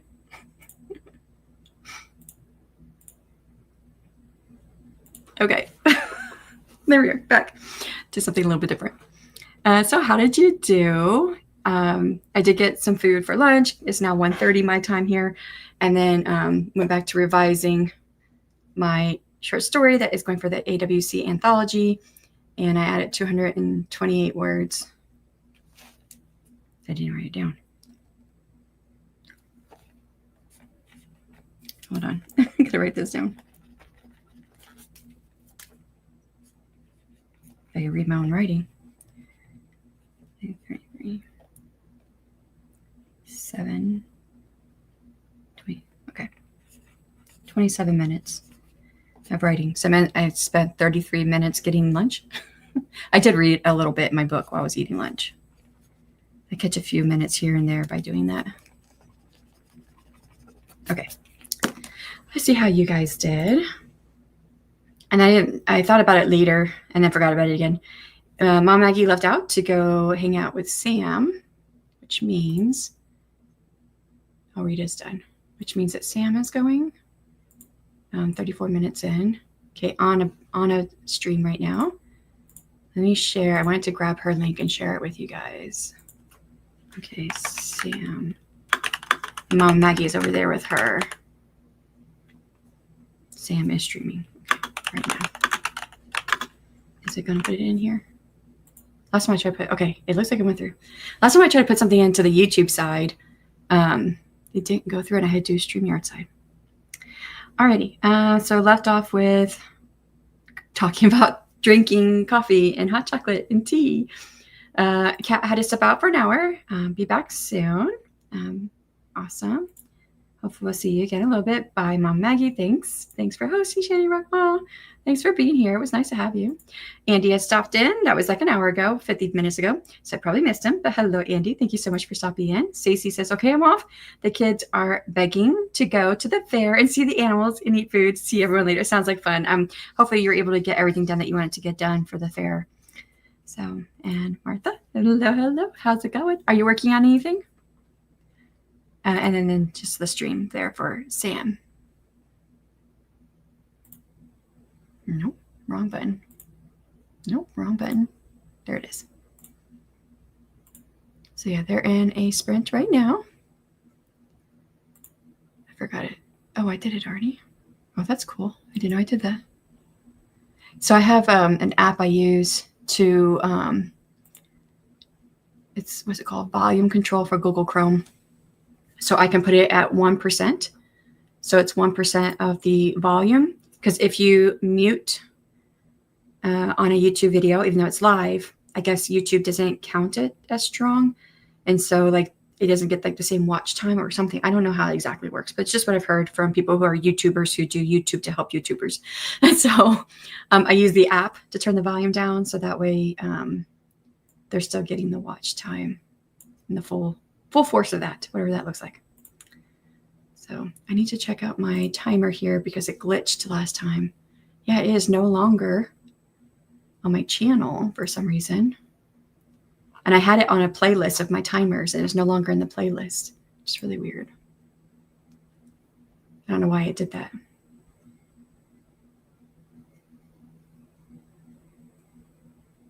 This will be the next one. Pause. Okay. Got it. Nope, it's going in. I had pause and then it went. Okay. I'm revising a just finished novel. Congrats on finishing it. Second chance romance, a what if. Oh, you know, I've never been like that. That's like not one of my favorite tropes to read. I don't mind it. I definitely love, you know, enemies to lovers. I know I feel like I'm just like one of the crowd here because a lot of people like enemies to lovers, but it is the one I like the most. But I've kind of written 2 things now. So my second novel, the one for my Kickstarter that's coming out, and it's done already. The Kickstarter is, and it'll be coming out in January on retailer platforms. It's kind of a second chance, but doesn't really fall under second chance, to be honest. I mean, like they meet, it's a very brief meeting.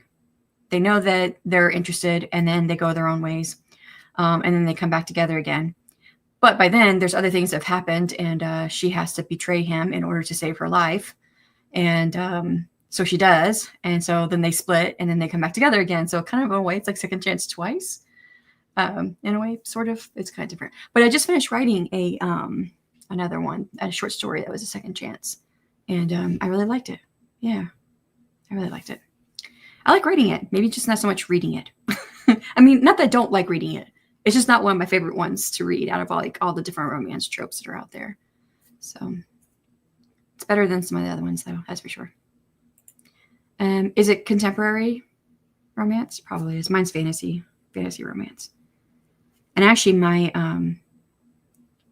fantasy is a big part of my writing. The romance definitely too. Like you couldn't have one without the other. Like if the story was happening without the romance, it wouldn't make a whole lot of sense. And if the romance was happening without the story, the fantasy part of it, with what's going on with the plot, it wouldn't make much sense either. Because obviously, like the second one, like the one that I just wrote, the book, she has to betray him to save her life. That's the part of the plot.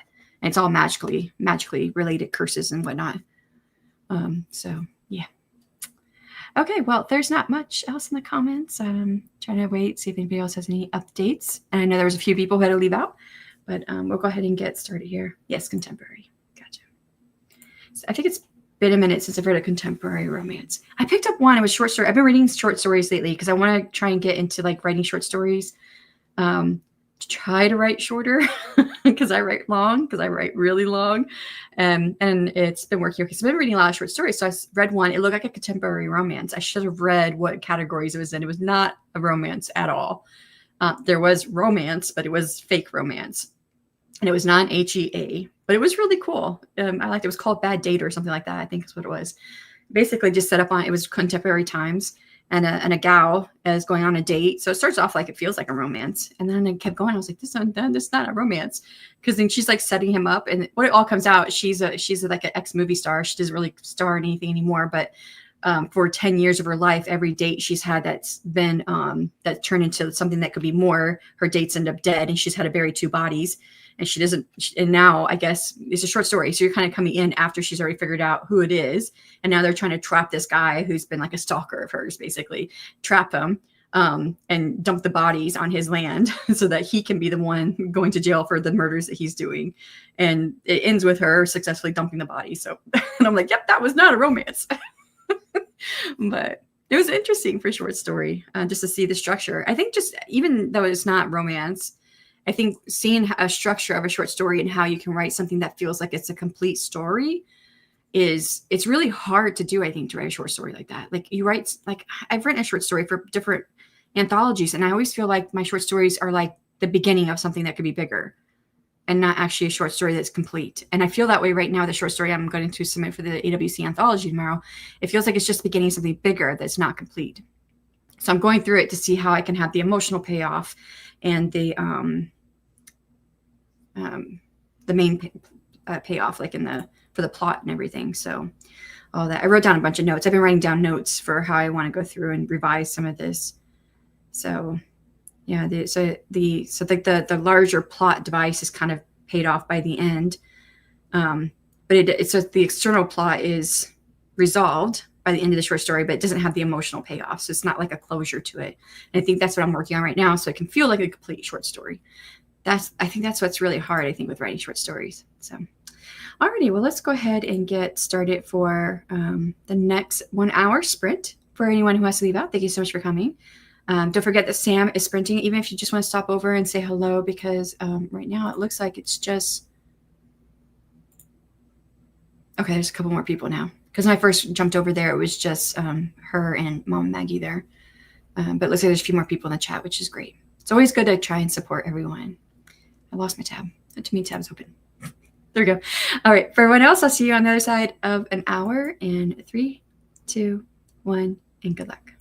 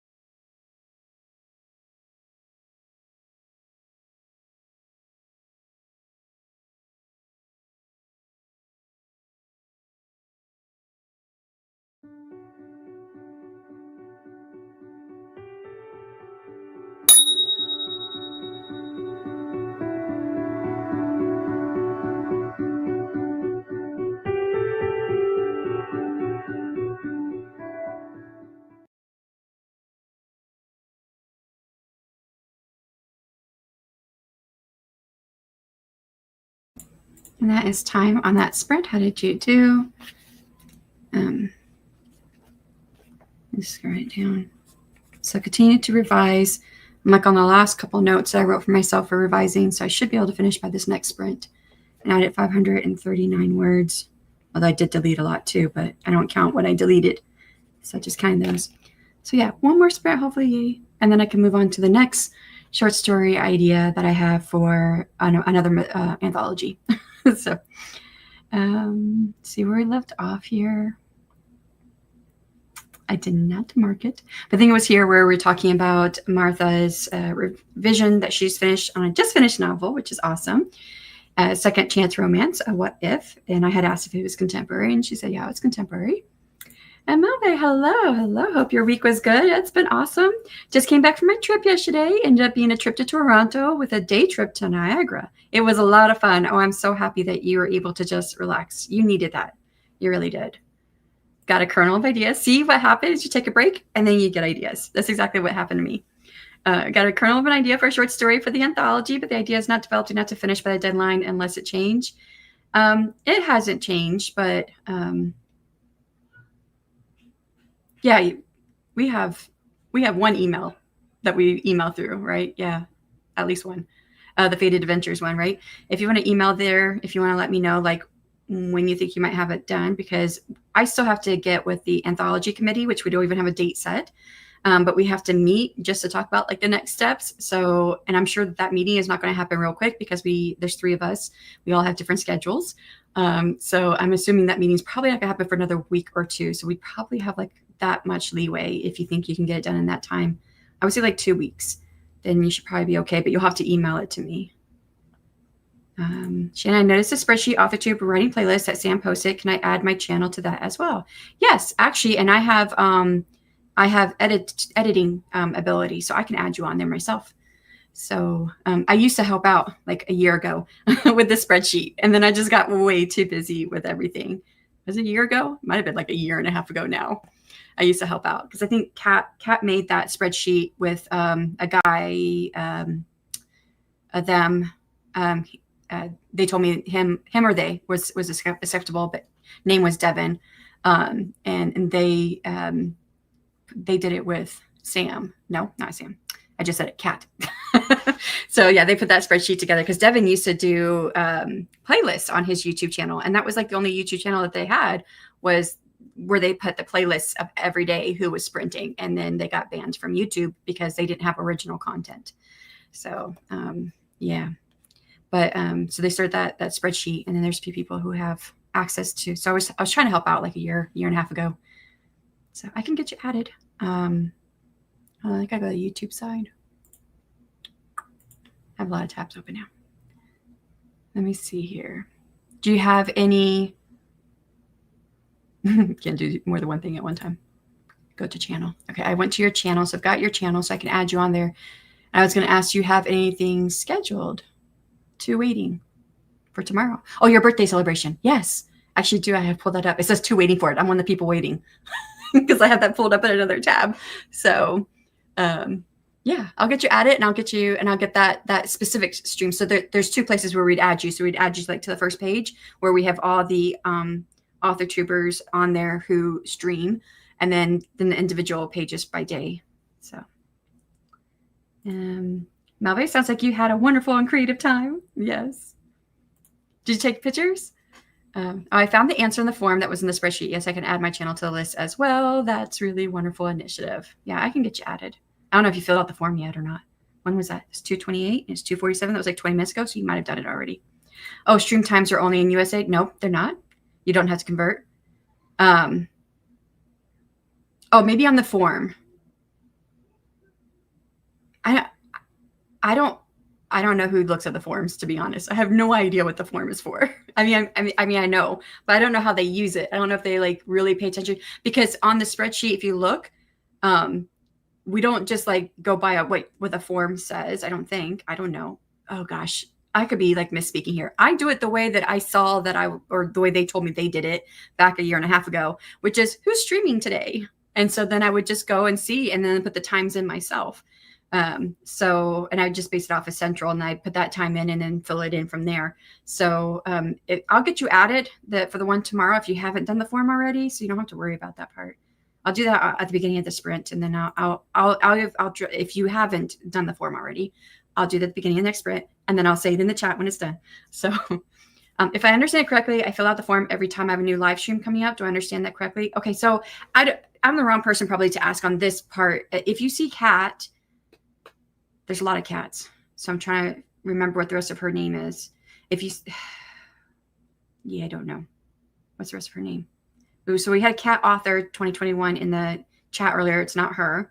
There's the cat that has, that does a stream on Wednesdays. And I can't remember what her channel name is, but it comes up Cats something, something, something. I recognize it when I see it. I have a bad memory. But anyways, the way Kat told me that she did it was that she just go day by day by day. So like she would just see who's streaming that day. The form is an awesome idea because you're not going to capture probably everybody who's streaming by day by doing it that way. So that's like a great thing. But I don't have access to that form, so I don't know who does what on that and who does it from there. I don't know if it is Kat because she also has other people help. Rachel's another one would be a good one. Rachel D. Adams. Wait, she might be over in Mom Maggie's sprint because she was hanging out over there. Let me see if she's still there. 2:42 is when she last left a message. So she might still be in the sprint. Have you gone over to Mom Maggie's stream? And you can ask.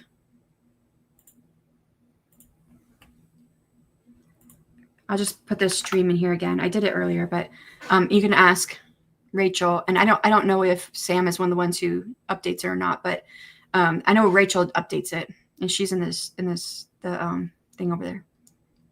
So, okay. I'm about to make some coffee. The other got me some. I finished watching a movie with the other half, and I'll be here writing at the start of the next sprint.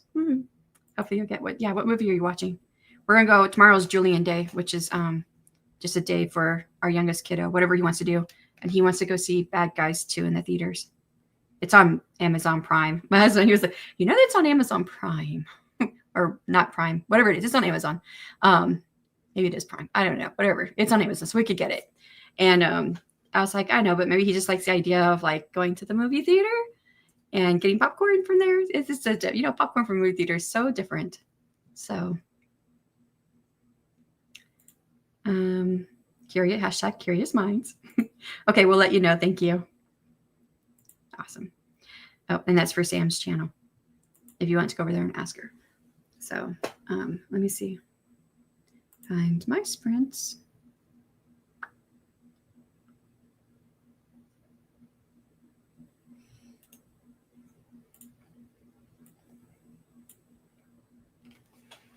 Tomorrow's the 31st. So it doesn't look like you're on here yet.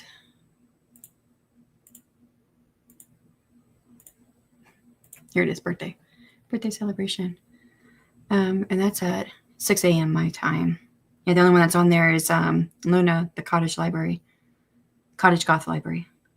She's at 6 a.m. So that's a booktuber. Although she does like to, she says she went to get back into writing. And let me see. ILS.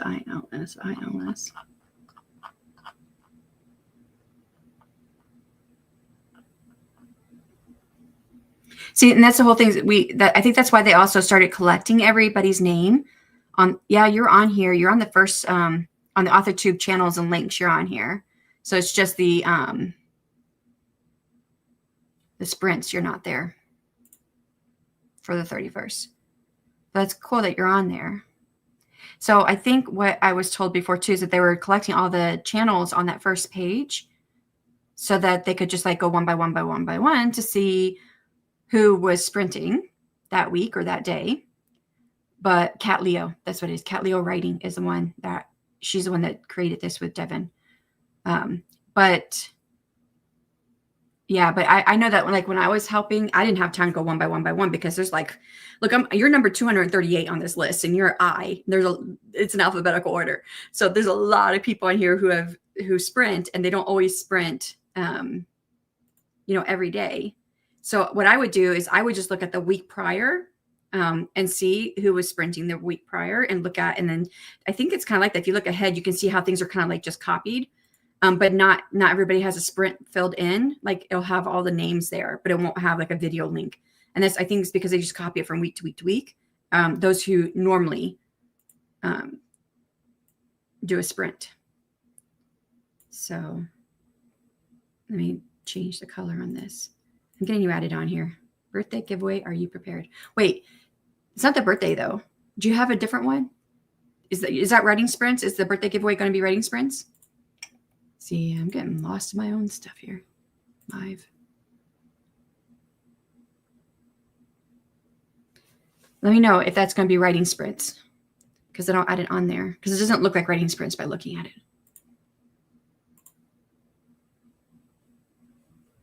Okay, yeah, that doesn't look like sprints. So, okay, you're already on the spreadsheet as far as the author tubers. If you have a sprint that you have upcoming, you can always let one of us know. Especially if it's like, it's like the next day or that day. I don't know if anybody can do it like that day or the next day, but if you see me, I can try to do it as long as it's not like you need it like right now. I mean, like right now would be fine. But if it's like during the week or something, I could have something going on where I can't stop. But I do try. If I know at least 24 hours or close to that time, someone's like, hey, can you get me on there? I'm going tomorrow. Then I can usually do that. Yeah. So you're already on there. And then whatever your sprints are, we can get it added. So, all right. Let's go ahead and jump into another one. I can't keep my thoughts straight. So there we go. I've got the right one. If anyone has to leave out, thank you so much for coming. And for everyone else, we're going to get ready to get started. Yeah, I fill out form, but it's not on the time for my stream tomorrow. Yeah, I don't know if you're behind on the YouTube video, Elsa, but you'll have to let me know. I see your birthday stream tomorrow, but it doesn't look like a writing sprint. If you have a writing sprint, then let me know, because the author tubes and author tube writing playlist, it's just for sprints, for writing sprints or productivity sprints or reading sprints. So it's supposed to be sprints.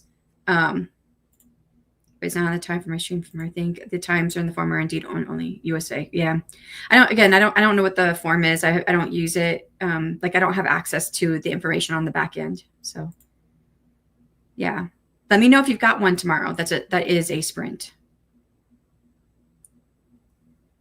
Because this sheet is for sprints. I don't know if you might be behind on the YouTube side. So I don't know if I'm just repeating myself and you're like, yes, I hear it. Or if you're just getting to it. So, okay, we'll let it go there. You let me know if you've got a sprint tomorrow. I can get it added if you have a sprint. And then if not, if you've got one in the future, let me know. And then for everyone else, we're going to go ahead and get started with I think this might be the last one in my playlist, though. Let me look. Oh, no, I got one more. I got 2 more, 3 more. Okay, I've got a few more. Never mind. And we'll get started in 3, 2, 1. Good luck.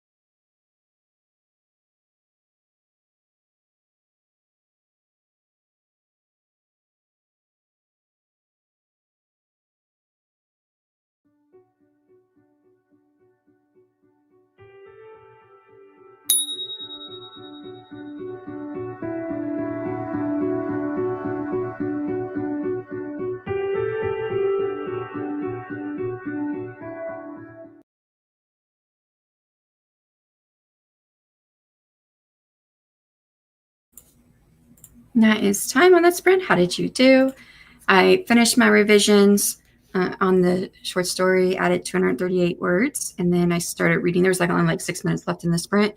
So I thought, let me read it through all the way one more time. And I'm only about halfway through reading it. So I like it. I like the short story. So let's see here.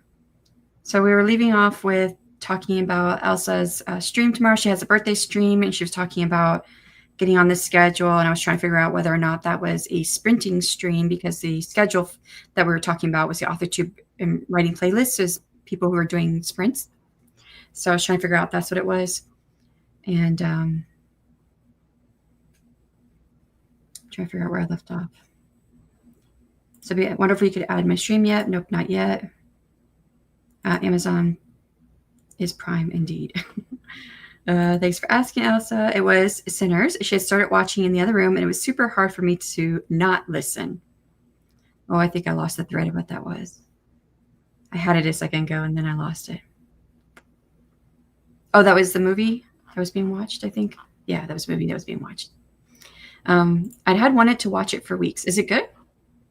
Wait, what is it a streaming platform? I had no idea I was already on there. Yeah, it was kind of cool that I found you on there already, which means someone added you at some point. And Owen, happy birthday. It is your birthday today. I think it's tomorrow. And you have a stream or streaming or did stream. It's tomorrow, I believe. Sinners. Yep, I have a stream 1 p.m. and I'll do 2 giveaways. And that's, I don't remember what it stands for, but it's not in the US time. It's somewhere else time. I was trying to remember what it stood for. I almost have it, but I can't think of it.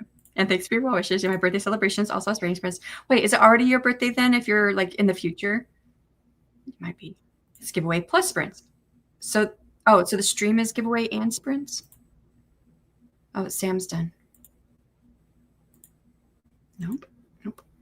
14 hours is when the stream is supposed to go. So birthday celebrations, also sprints involved. I think that's what I'm understanding. I don't know if you're still here and you can say, yes, you understood that right. Or no, you don't understand that right. Let me know one way or the other. My live streams are always whispers. Oh, okay. Never mind. That kind of answers the question. It's always whispers. Okay. Sinners, that's the name of it. I think it's written or directed by the same person who wrote Black Panther, Wakanda Forever, and at least one other movie. It's a horror film. Okay, no wonder. Probably not going to watch it then. I don't like horror.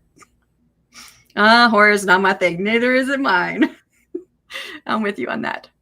Although I'm trying to work myself up to possibly, I think I'm going to tell, so Dale L. Roberts, by the way, you guys, Dale has a Kickstarter. It is in the pre-launch stage, so it's not launched yet. So even if you can't support him, if you want to go follow him over there, that would be super helpful to help him bump up in the algorithm. So when he does go live on September 30th, but he's been writing nonfiction all these years. Quick question. By who? Oh, someone's pitching me to get on the podcast. They just pitched me to my author email instead of my podcast email. Okay, wait, Dale. I've got a link. If you can just go over and follow him, that would help him in the algorithm.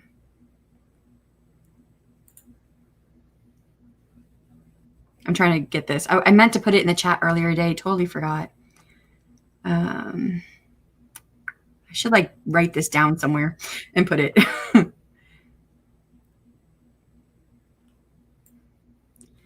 Okay, I'm going to steal some of his copy that he wrote to put it in here. I don't know if it'll be too many too many characters. Find my stream. All these tabs everywhere. Okay, yeah, that copy is too long. I can't even put the link.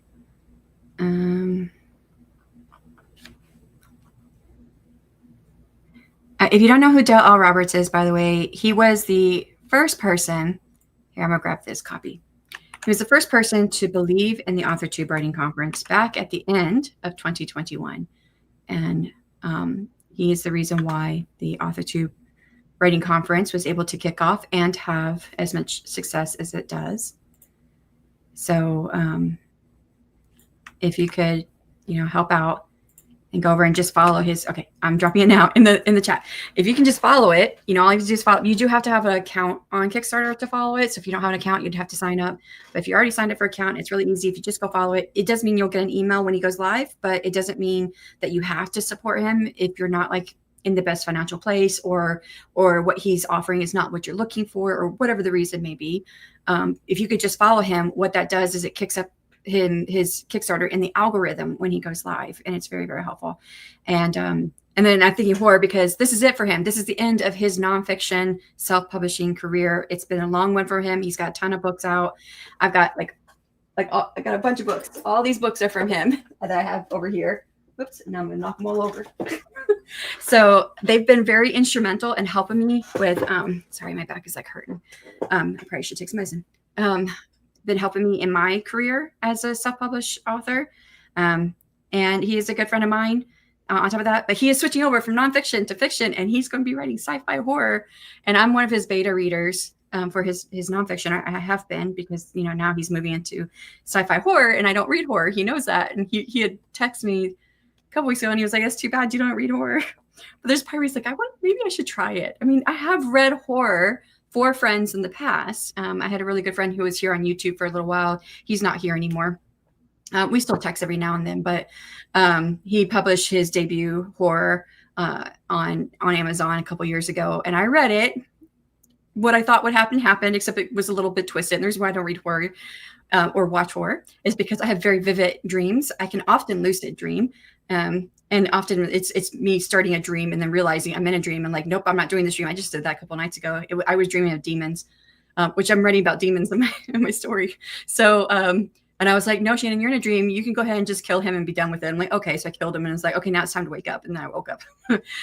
But so I have very vivid dreams. And when I read his story, it was about serial killers. It was 2 different serial killers who actually marked each other as the next person they were going to kill. And a male and a female, and they went through the process of trying to kill each other and fell in love with each other as they were killing each other and killed each other. And I had a dream that night that I was a middle-aged, white middle-aged man, balding. It was so clear in my mind what I looked like. I was a serial killer, and I was having the time of my life. And I woke up thinking that should have been a nightmare. So I know how I react with horror stuff.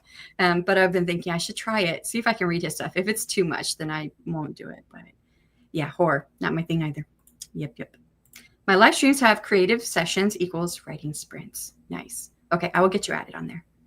It's a different horror movie than usual. It definitely falls into that genre. It was really well done, at least the half I saw of it. LOL. Goes to translate CEST into EST. It's probably 7 a.m. in the morning for you, because I just looked at her stream and it's at 6 a.m. in the morning for me.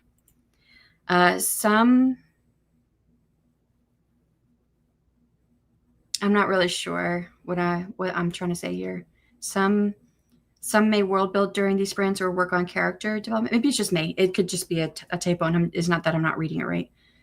Or work on character development, etc. I always have at least 2 sessions of writing sprints. Nice. Oh, so it's like 10 p.m.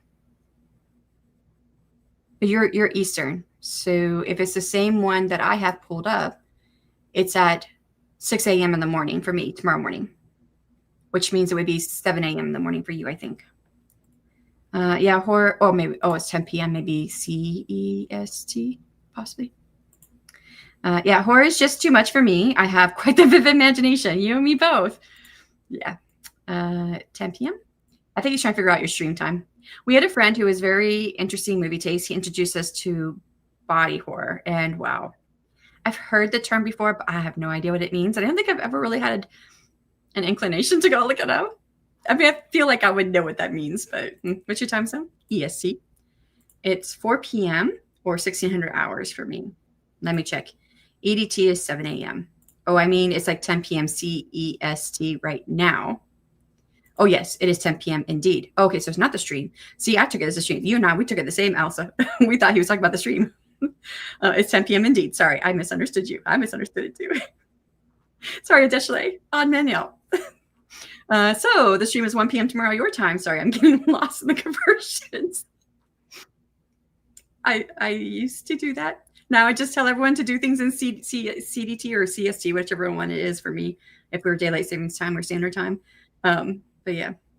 If you'll notice that, like the stuff I sent you through email, right? When I was giving you all the times for our next podcast episode, they're all CDT because I gave up trying to do time conversions because I get them wrong all the time. And then everybody was confused. Hi, Kat. Sorry, it took me 2 hours instead of 1. Oops, it's all right. Welcome back. Hopefully you'll get some stuff done in this time.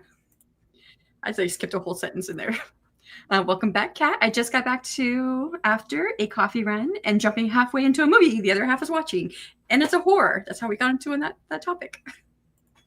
Yep, 1 p.m. my time, which I think is 7 a.m. your time. Yep. Welcome back, Kat. Oh, thanks.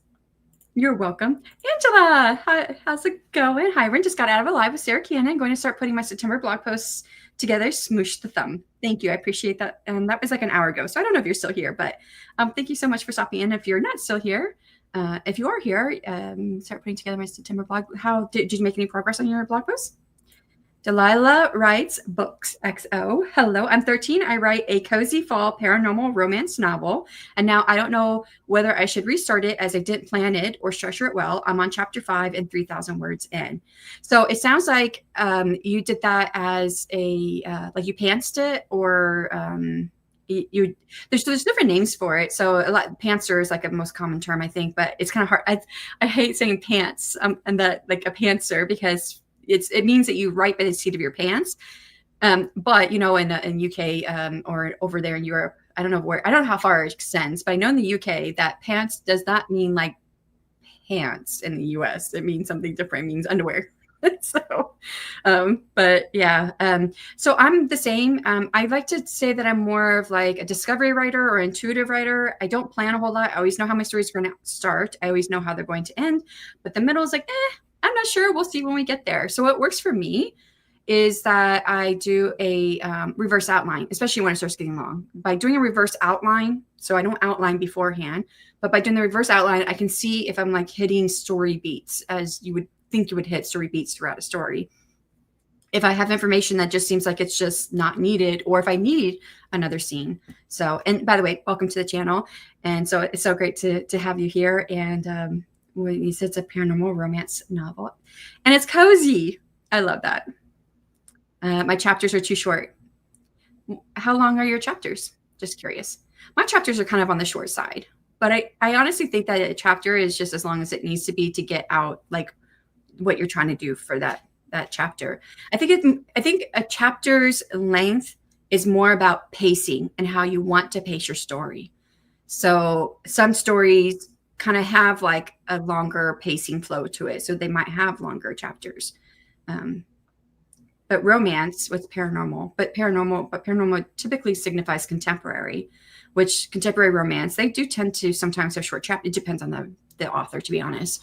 But yeah, what's too short for you? Like, are you going by word count? So you're 3,000 words in, I'm on chapter 5. So that is like 600 words a chapter. It might be. I know people who say that you shouldn't have a chapter that's like under so many words, but maybe yours is more, I'm trying to think of what am I thinking? Not anecdotal, but like chapters that are, I can't think of the right term that I want to come up with. I think it would just really depend. If you've got anyone who can read it, I don't know if you've got, when I was your age, I had a younger brother. I had 2 younger brothers, but one was not very nice. But my youngest brother would listen to all my stories. So I'd read them to him and he would give me feedback on them. And I read them out loud. So when I read them out loud, I also could get that feedback in my mind as well. Like I could hear where things needed to be changed.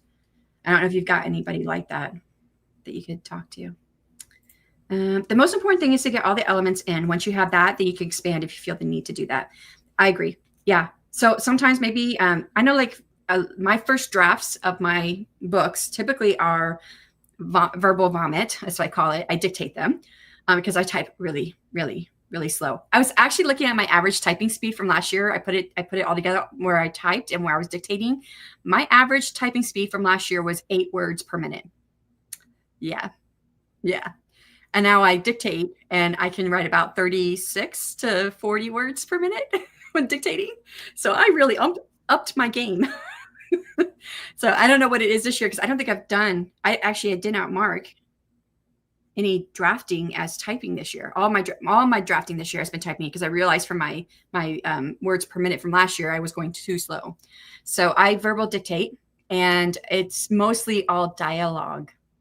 And then I'll throw in sentences that are like, okay, so she just said this, so that means she's probably going to do this. But if she's doing that, and her motivation, where her goal is she's trying to do this, but she does that, this is how this person's going to react to her.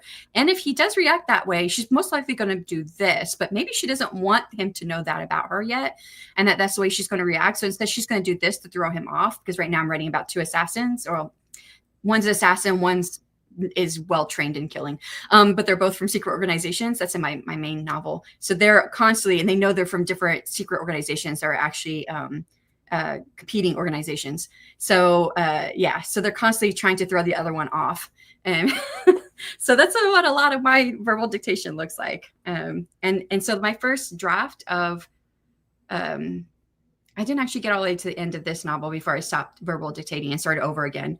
But of my book before that, my first draft was 23,000 words. It ended up at 141,000 words after I fleshed it all out. So there you go. That kind of goes along with what Elsa is saying. Things like world building, what does the city you're building like that the romance takes place in, and character development, description, use all the senses. That's very important. Shannon, thanks for the wonderful stream. I've been able to work out on my short story. Oh, this feels like that you're leaving, and I missed you, because this was a while ago. Been able to work on my short story, figure out a few things. I'm going to bed now. Can't keep my eyes open anymore. See you tomorrow. See you tomorrow for your birthday. I wish everyone a wonderful weekend. May it be creative and satisfying. And bye, Elsa. Thank you for catching her, because I didn't catch her in time. I'm revising Act 4-4. Wow. So you made it past Act 3, because I know that's where you started the day, or at least here. Earlier. So great job on the progress. Trying to figure out how to make the ending feel a little less, I never say that word right, or that phrase. Yeah, you don't want it to feel contrived. That's for sure. I don't know if we can help you any. If you want to kind of explain it, you're welcome to drop it in the link, or drop it in the chat. But oh, that's me. That's Dale's. If y'all can remember to follow him if you're able to. I remember when we were first talking about the AWC, the AuthorTube Writing Conference. Dale was so encouraging. He's an amazing resource for all of us. Yes, he is. 256 words for Adeshale. So, all right. Yeah, I got to the end of the comments. We're going to go ahead and get started here. I'm going to get Elsa's stream added to the writing playlist, because she said it is a writing stream with it. And then I am going to finish reading this short story all the way through. I should finish it pretty quickly, and then move on to the next thing that I want to work on. I know I said that like 2 streams ago, or 2 sprints ago, but I kept going back to this one and doing other stuff. So sorry, I'm trying to do like 2 things at once, and realized, yeah, Shannon, you really can't do that. I don't know why you're trying. So for anyone who has to leave out, thank you so much for coming and hanging out with us. And for everyone else, we'll get started on the next 1 hour sprint. In 3, 2, 1, and good luck.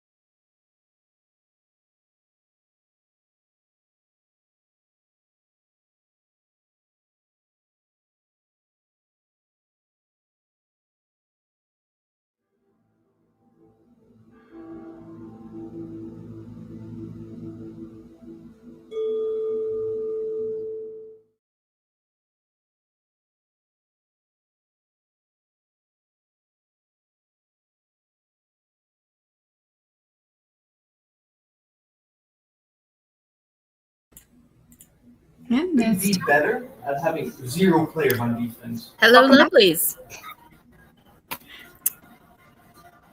How did everything go over Sam's stream? I was on there, but I didn't have the sound on. It went well. We talked about some things, did some work done, got everything done, and now I'm back working on a quite funny scene having to do with a costume party and a certain very flamboyant prince and his pink flamingo mask. I love it. So I read the rest of my short story that I wrote for the anthology, and that was like another 23 minutes, and added 46 words in my editing. And then I started revamping my brainstorming for this other anthology. I had an outline I kind of wrote, but I didn't quite like it. And I thought, well, what else can I do? And it led me down a rabbit hole of researching my own texts that I wrote about the history of my world. Because I was like, okay, there's a dragon. Dragon is like hiding something, hoarding something, or something. And I was like, oh wait, where it's located, it's probably a metal fey. I was like, oh wait, there's something about metal artifact. So I went back, and there was a story I wrote about Metalon, the metal god, crying tears. They become known as the Sigillian grief when his adoptive daughter was destroyed by the fire god. And that's it. I never mentioned them ever again, because I don't know really what I was going to do with those. But I was like, oh, what if one of the tears are there and the dragon's hoarding the tear, this metal tear? So yeah, that's what I did. Some brainstorming. I haven't quite figured it all out yet. Yes! Yes. They're watching the Alabama game, and the Bama, the Tide is behind. So turnovers are good. So yeah. Oh, go ahead. I've added about 2,000 words to Were Cow and Wolf today. Oh, nice. So like rewriting. Okay. Yeah, rewriting, but actually adding on the words. I've rewritten probably 4,000 or 5,000 words, but total for the word count of the document, I am now up to 108,000 words from 106. So, is it a complete manuscript that you're just revising? It is a complete manuscript that I am revising, and I'm actually adding in a third thread of third thing. I couldn't figure out how to get the third POV in it. I wanted to do the witch's POV, but Winnie is, until she starts eating again, she is so scatterbrained, and she is so about everything that I just I could not make her voice sound authentic. And so then I realized I had several parts that were written from her witch cat's perspective. And so I started writing in the witch cats, and specifically Mrs. Fluffykins. And now it's just more and more is coming. Parts of the plot are making sense. I'm able to get rid of part of the exposition about the witches and witch cats and the cultures, and actually make them more active parts of the story. So when you said you were trying to write from the other point of view, the character that was kind of all over the place, and you weren't sure how to write that, did you try it, or? I've been trying for weeks to write Winnie's point of view, and there's this thing in witch culture, in the mage folk, where the older witches have done this thing where they've convinced the younger generation of witches that in order to reach their true magic and to break through this barrier of weak magic, that they need to weigh as much as a duck, which, of course, back to Monty Python, and witches weigh as much as ducks. But they basically convinced the entire younger generation of witches that in order to do magic, they have to buy charms and potions, because they haven't reduced their physical body to the point that they can be completely changed into a magical being. And food is fuel. And the like the monks, the Buddhist monks that would like put themselves into starvation mode to reach a higher. Yeah, it's kind of like that, or like, you know, like the magazines and stuff say, oh, in order to be your ultimate beauty, you need to only be a size 0 through 2. Yeah. You need to have your if your arm can go around your elbow and your thigh, then your thigh is too big, and like completely crazy things like that. And it's one of those things. And the only time Winnie has access to all of her magic is when she's actually been forced to eat. And she's like powerful enough to help bring down a dragon. But when she's not eating, she's a seer and a seeker, so she can find things. Mm-hmm. And she'll have one vision, and then she'll just flop to pass out. Because she doesn't have the energy. And she can bear. One of the things that talks about is the reason she starts traveling with Charlotte is Charlotte ends up like basically putting her on her back and carrying her, because she can't walk a furlong. She cannot walk a mile or more. Yeah, she doesn't have the energy. Yeah, because she barely. And there's this hysterical scene. I've told you that burning the witches doesn't hurt them. Mm-hmm. There's this hysterical scene in the mid-book where she's going to this diet studio, and they're like, well, if you need to weigh what a duck weighs, you need to eat what a duck eats. And so they sold her this dehydrated, reconstituted duck food to make soup out of it. It was duckweed and pond scum. And so she eats the duckweed and pond scum. And when they burn her that time, there's a very unfortunate side effect of the cloud of pond scum duckweed smoke just fills the square where they're burning her. Like everyone starts throwing up. Oh, geez. When they burn the witches, although she's not dying, does it hurt? Does it hurt? No. Okay. Just like they start burning them, and then they just go poof into this like pillar of magical smoke and sparks and stuff, and collapse into a pile of ash, and everybody's like, yay, we burned the witch. And then the witch cats will either they will get someone to gather up the ashes, and then in 2 dawns, after the second dawn, they'll like dump the ashes out of the box, and on the second dawn, the witch will go and be back. So the witch feels no pain from being burned alive. No, and it's kind of nice in the winter because it's cold, but you know, waking up in wet ashes does suck. What if they don't collect the ashes? What happens? It takes like a month. Okay. Because like all the ashes have to like come together to make the witch. Yeah, again. if the ashes scatter, then it takes a month, and the only way that they can keep them from like reviving is to like keep them like sealed in a jar or in a box. They keep them moist. Keep the ashes moist. Yeah. Another thing about the witches is if they fall in water, they will petrify and turn into stone and sink. So if they're taken out of the water. And then if they're taken out of the water, then like a moon later, they thaw from being petrified. Gotcha. Interesting. So. Love it. So. But yeah, unfortunately, yeah. The witches don't mind being burned, and it makes people feel better to burn the witches and blame someone else for all their problems. Then they go but for it. But what's happened is the High Council of the Mage folk, they've become, the ruling government's become more invested in making money off of young witches by forcing them to starve themselves and buy potions and charms and things like this. And it makes them more controllable because none of them have any access to real power, because they're all so starved that all of their magic is actually going into keeping them alive. Yeah. Instead of doing magical things. So when Winnie starts eating, and when she goes back to Mage Hatton after she's finally accepted that she has to eat to have magic, and she's telling the people in the square that, you know, we've been lied to. Our government is lying to us to keep us weak, to get money from us. And I'm the proof. And they're like, heresy, blasphemy. And she's like, nope.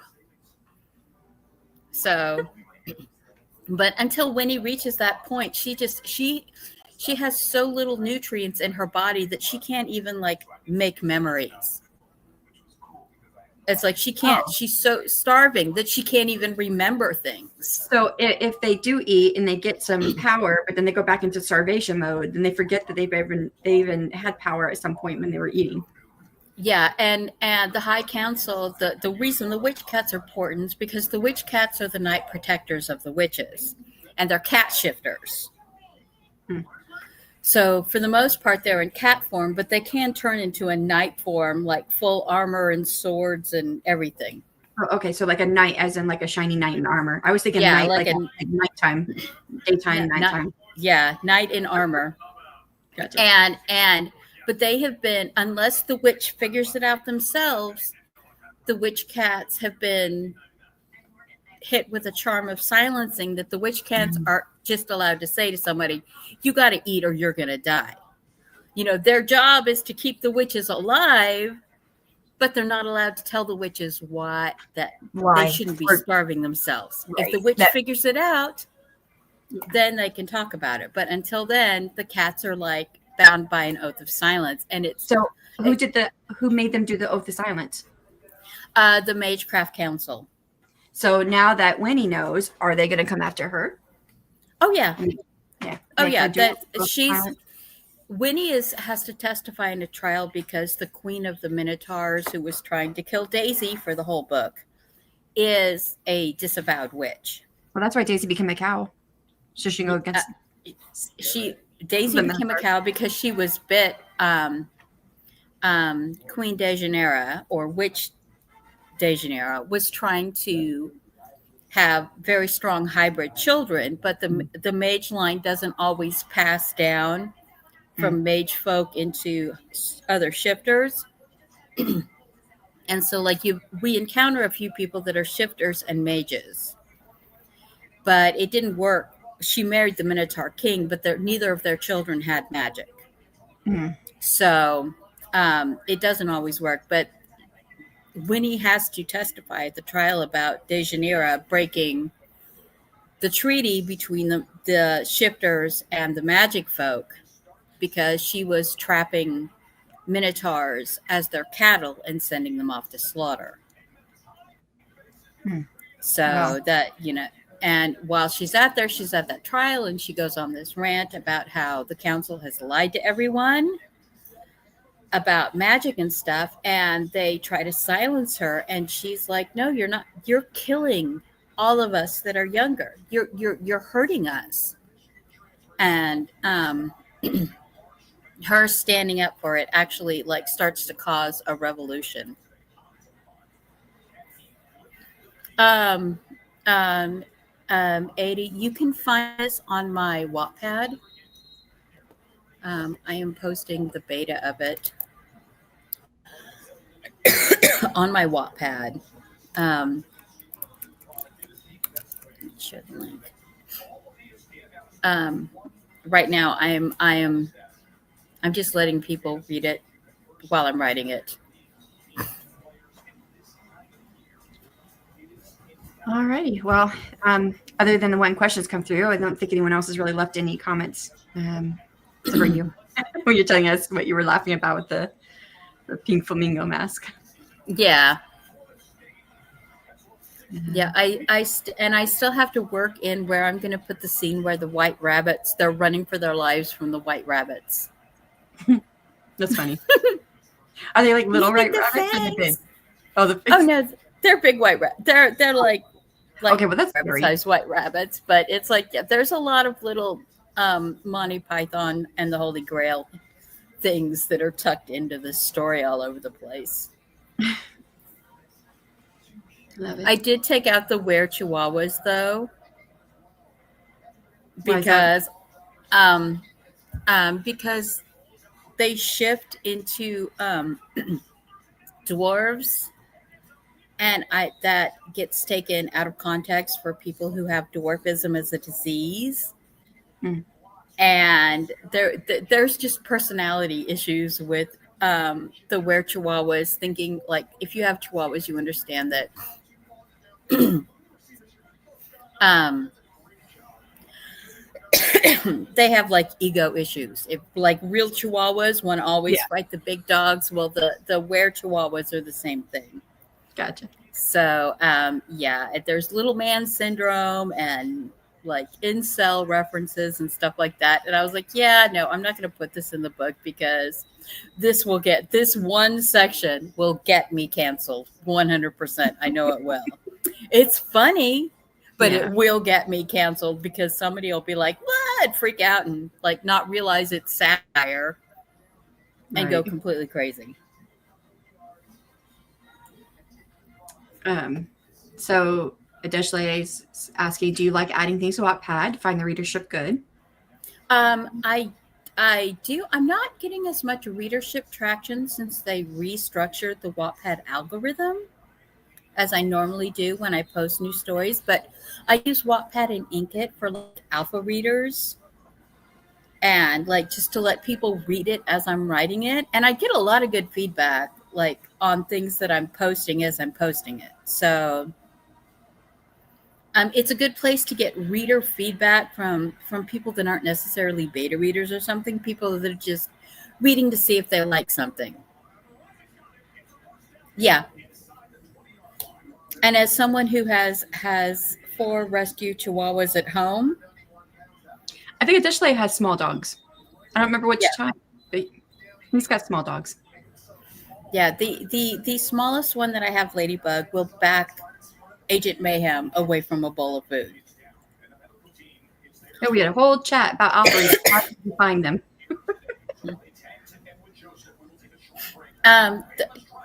For alpha readers, I just have the people who are just reading the first draft. No polishing on it, no story rewriting on it. They're just getting the first story out of the chute. And so yeah. I think someone was asking me this not too long ago, like earlier this week or last week, because I talk about my Omega readers, and someone said, well, how do I define the Omega readers, like the alpha and the beta readers? And I typically have a critique partner who reads my chapters first, and then they go to my alpha readers and then my beta readers. And so my Omega readers are the ones who are getting the very first draft. And like, it was even like something that I brought up originally is them saying, hey, do you have the next book going? Do you have it written yet? And I'm like, I have chapters, but they're first out of the gate, no critique partner on them, nothing. And so I got 3 of them who wanted to read it. One actually contacted me yesterday and said, hey, I want to get back to reading more of your Omega draft. I was like, I'm probably not going to add anything for another couple of weeks. Yeah. So, but it's using sites like Wattpad and Inkit and stuff to get that initial wave of feedback to see if there's any interest in a story is it's a great way, and it doesn't cost anything. And it's just people looking for stories. They're just looking for stories, looking for something fun to read, and it's free for you, free for me, free for them. There's been a few things lately in the last couple months that has made me worried about ever wanting to use those sites. The first one is that this one's least likely to happen, but there was an author who was just called out who took several romance stories from several different authors and then put them into books and sold them as her own, like on Amazon. That's happened several times off of Wattpad. That's one of the things that I do when I'm doing it on Inkit and Wattpad is I will have subtle differences so I can track which site it was pulled off of. I've actually had to go after people for taking my books off Wattpad. Wattpad is not the most secure. That's why I tell people, if you're posting on Wattpad, roughest draft only, and don't put everything that's everything in the book onto Wattpad. The other concern is that the AIs have been getting information off of like Wattpad and some of these other open source places, and using it to train their models, which you may or may not have an issue with, but that is just a concern that some people could have with it. Yeah, there's unfortunately there is I am after I've been watching some of the things going around, and especially about some of the lawsuits going around about the AI and the fact that there's 2 million books that have been dumped into the AI just in 2025. Just 2025. That's not counting the 10 million they scabbed off in 2024. Yeah. It's literally to the point that it really makes you, the only way to protect your books from the AI menace so far is basically you write the entire thing by hand, edit the entire thing by hand. You never do a digital copy until you are about to publish. And you don't share it with anyone. You don't share it with anyone. You don't, yeah. Yeah. And it's like, I mean, because There's no readers, no beta readers, no alpha readers. because there's no way to protect it. Yeah. I mean, even like, so it's, and if there's generative and non-generative AI, and even running things through Google Docs for a grammar check, or Pro Writer's Aid, or Scrivener, their AIs are looking at your work, and whether it is completely non-generative and just a check, or whether they're actually using it to train the AIs, these companies are not being honest with us. And like currently there's a lawsuit in California court that has been rejected and refiled multiple times, and they're literally calling it Creatives Against Megatron. Yeah, I've heard that. It's literally 200,000 books that they have proof were run through these big AIs to train them. And sadly, the laws governing this go back to the 1976 Copyright Act. Yeah. And they are not keeping up with the technology. In order to get a claim actually through on this, you have to prove which AIs your books were exposed to and cite like actual document, date, paragraph, which is an utterly ridiculous burden of proof.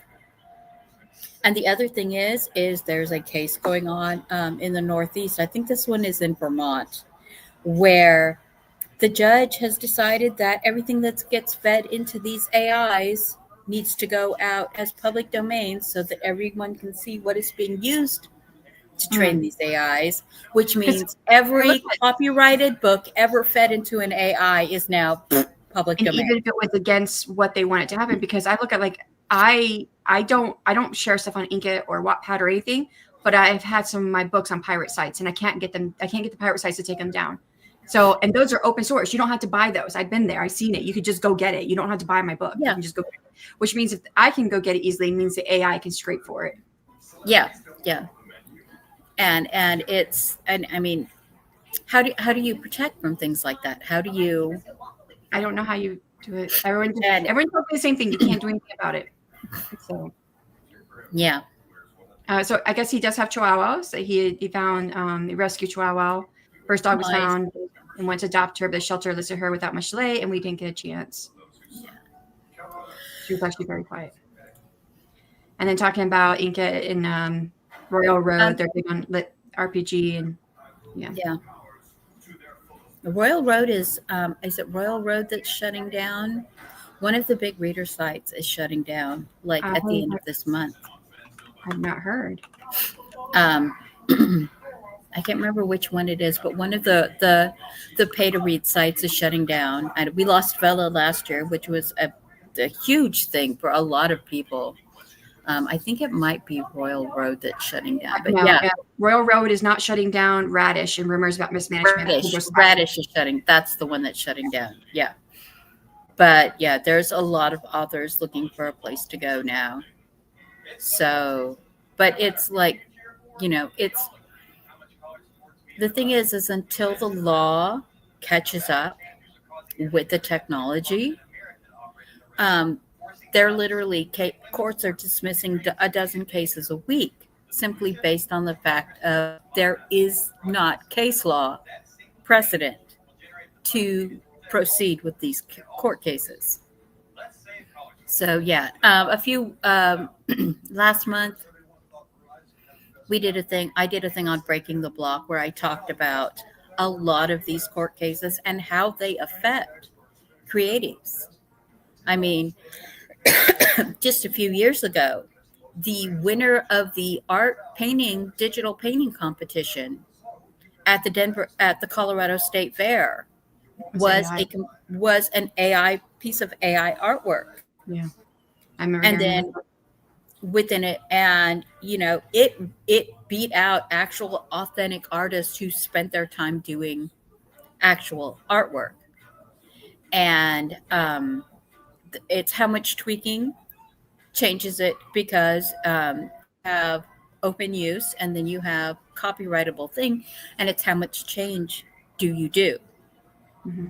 And so until the courts start making some rulings and start deciding on these, all of us that are creatives, we're just up in the air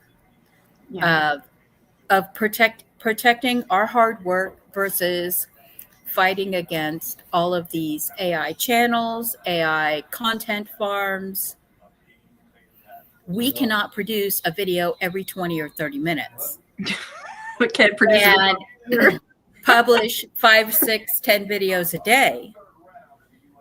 But they can set up search mechanisms with generate prompts, generate story prompts, have a translation reader just read it out without any kind of grammar checking or anything, and just put images in the background that move around and change every 10 seconds. And, YouTube doesn't catch it. They don't, the thing in June was they were supposed to start getting rid of the AI channels. They just made the AI channels smarter. And it's a huge thing, because as humans producing content, these content bot farms, we cannot keep up with them. And the thing that they did in June to start policing them actually just made it harder for us, because we don't change the images in our videos when we're doing them. Our streams, these streams we do, because there's people on them all the time, they know that we're putting the effort in. But if we both just had our little things up here and we were never seen, they could not prove that we were actually involved in the channel, and they could catch us. For the podcast, you and I both do podcast. Oh yeah, Joanna Penn, she does a podcast where it's just an image, emotions. Yeah. We now have to add things onto our tags that say not AI. Yeah. I was wrong about additionally having the Chihuahua. He said, no, unfortunately, we didn't get adopt her, but she led us to look at other dogs. Currently, we have a poodle, Cavalier, and our larger dog. Cavalier, okay. And our larger dog, only 50 pounds, is a Doberman Pit, whatever else. And 20 pounds and 39 pounds for the other two. So, yeah, but a bit smaller for a couple of the dogs.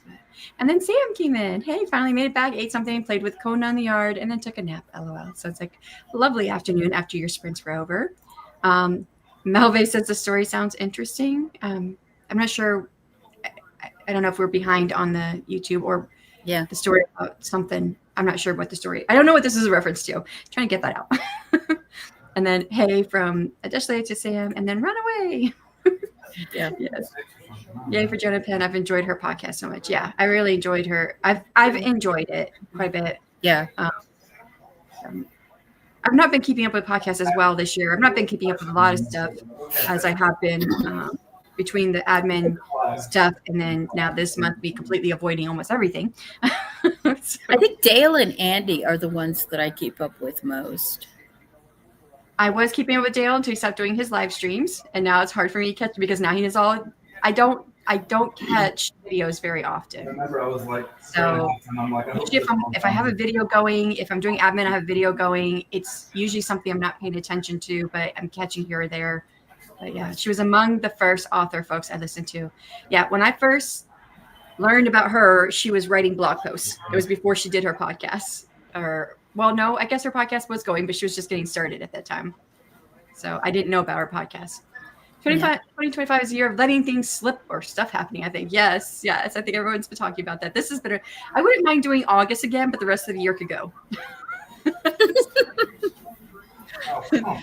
I'm looking forward to October. It might be a repeat of August. That would be nice. So, alrighty.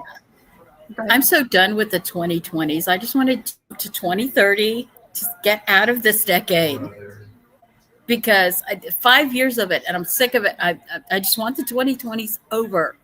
Me too. I'm ready for it. Oh no, June was the worst month of this year for me. Oh my Lord. I don't think I barely slept in June. All I did was sleep for a week after the conference was over when I went on my vacation. So yeah. But you can have your June. I'll have my August. So, all right, we're gonna go ahead and get ready for another hour-long sprint and we're getting close to the end. It's almost 6 o'clock my time, so this will take us to 6:47, and then we'll come back and the last sprint, this second to last sprint, but the last one is gonna be an hour long because I see that the second to last sprint or this last sprint, will be shorter so that we are done by 8 my time. So that'll be the 12 hours. All right. For anyone who has to leave out, thank you so much for coming. And let me hit the right button. For everyone else, hit the right tab. That's it. Okay. We'll get started in 3, 2, 1. Good luck.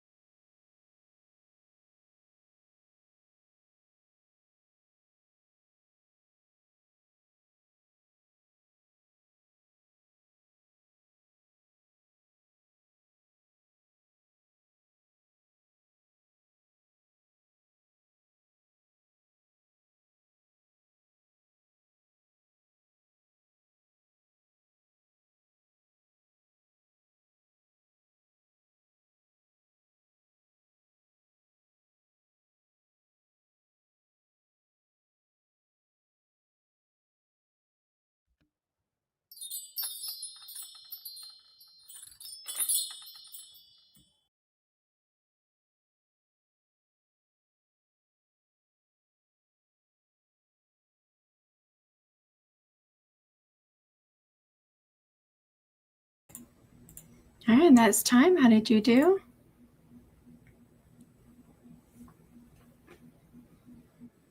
Got through another chapter. Yeah. And then lastly, we got this. I've been seeing this kind of like weird honeycomb. Looks like they had was, I think, XL. I only added about 100 more words that time. This is like tiny. Like it felt like having a large or something. I got. Will say I do. But Sorry, go ahead. I was going to say, but I did end up like deleting like 3 paragraphs and then rewriting them. So I don't know how much I adjusted, but the total word count has only gone up like 100 words. But the fit was sharp. Like if you were in shape. How did you do? Yeah, I got. I'm trying to set up the next timer since we're doing a shorter one, and YouTube is being funny. Yeah, I added 662 words in brainstorming. So I looked at my outline that I wrote originally for this short story, and there was just a lot that was like, oh, I want to change this, and I want to change that. Oh, wait, but this history would change this over here. So I was like, okay, scrap the outline, start over again. So I don't normally outline, but I do it for the short stories because, yeah, I write long. So this helps me stay short. I like lots of words, all the extra words, and even more words. I do, but when there's a limit, right? So this next anthology I'm submitting to, the limit is 10,000 words. So, which is right about where my short stories have been ending up, except for the one that I did earlier today. That one started off at 4,900 words, but we increased it to 7,500 words. And so I added more, and I think it was like 69, 68, somewhere in there when it ended. So, and I don't know if this one will be 10,000, but I write it as 4 chapter outline, and it always ends up being like 6, 7, 8, 9 chapters instead. So I almost always double write what I think I'm going to write, but write about 9 chapters for the other short stories I've written. Those are all around 10,000 words. So, yeah. Oh, we had quite a few people in the chat this time. We were left off with Sam saying, I want my June again. And I was like, you can keep your June. I want my August again. And like, oh yeah, no June for you, LOL. And for anyone who has to get coffee, may your creamer be fresh and tasty. Mine was. Malve says the food-powered witches and cat shifter night story. Oh, that's what she was saying was interesting. Yeah. Yeah. I shared her the link so she can like see it. Awesome. Yeah. I do have to say I did go down a rabbit hole just for a second at the beginning of that sprint because we were talking about Wattpad and which one was going away, Radish or Royal Road. Royal Road, right? It's Radish. Right. Well, when I looked it up, there was a blog post by a writer who said my experiment with Royal Road. And I thought, oh, I'm curious. What was this experiment? So I went to go read that first. So I read that whole blog post before I started doing anything. But yeah.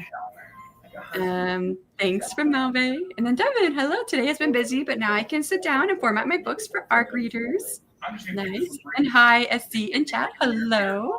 Hellos. Did line edits on chapter 1.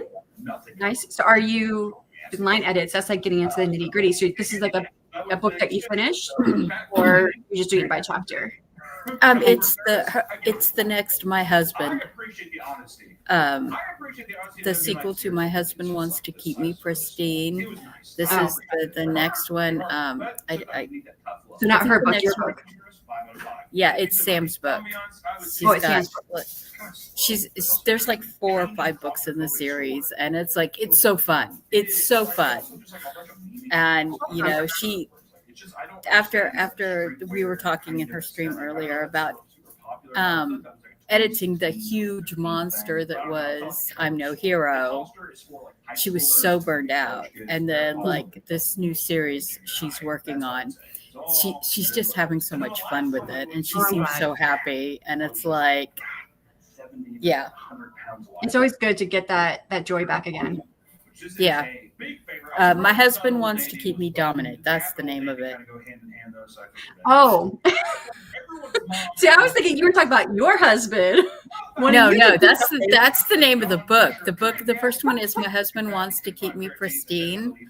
The next one is My Husband Wants to Keep Me Dominant. One of them is My Husband Wants to Keep Me Gay. and just they're all so fun. They're all so fun.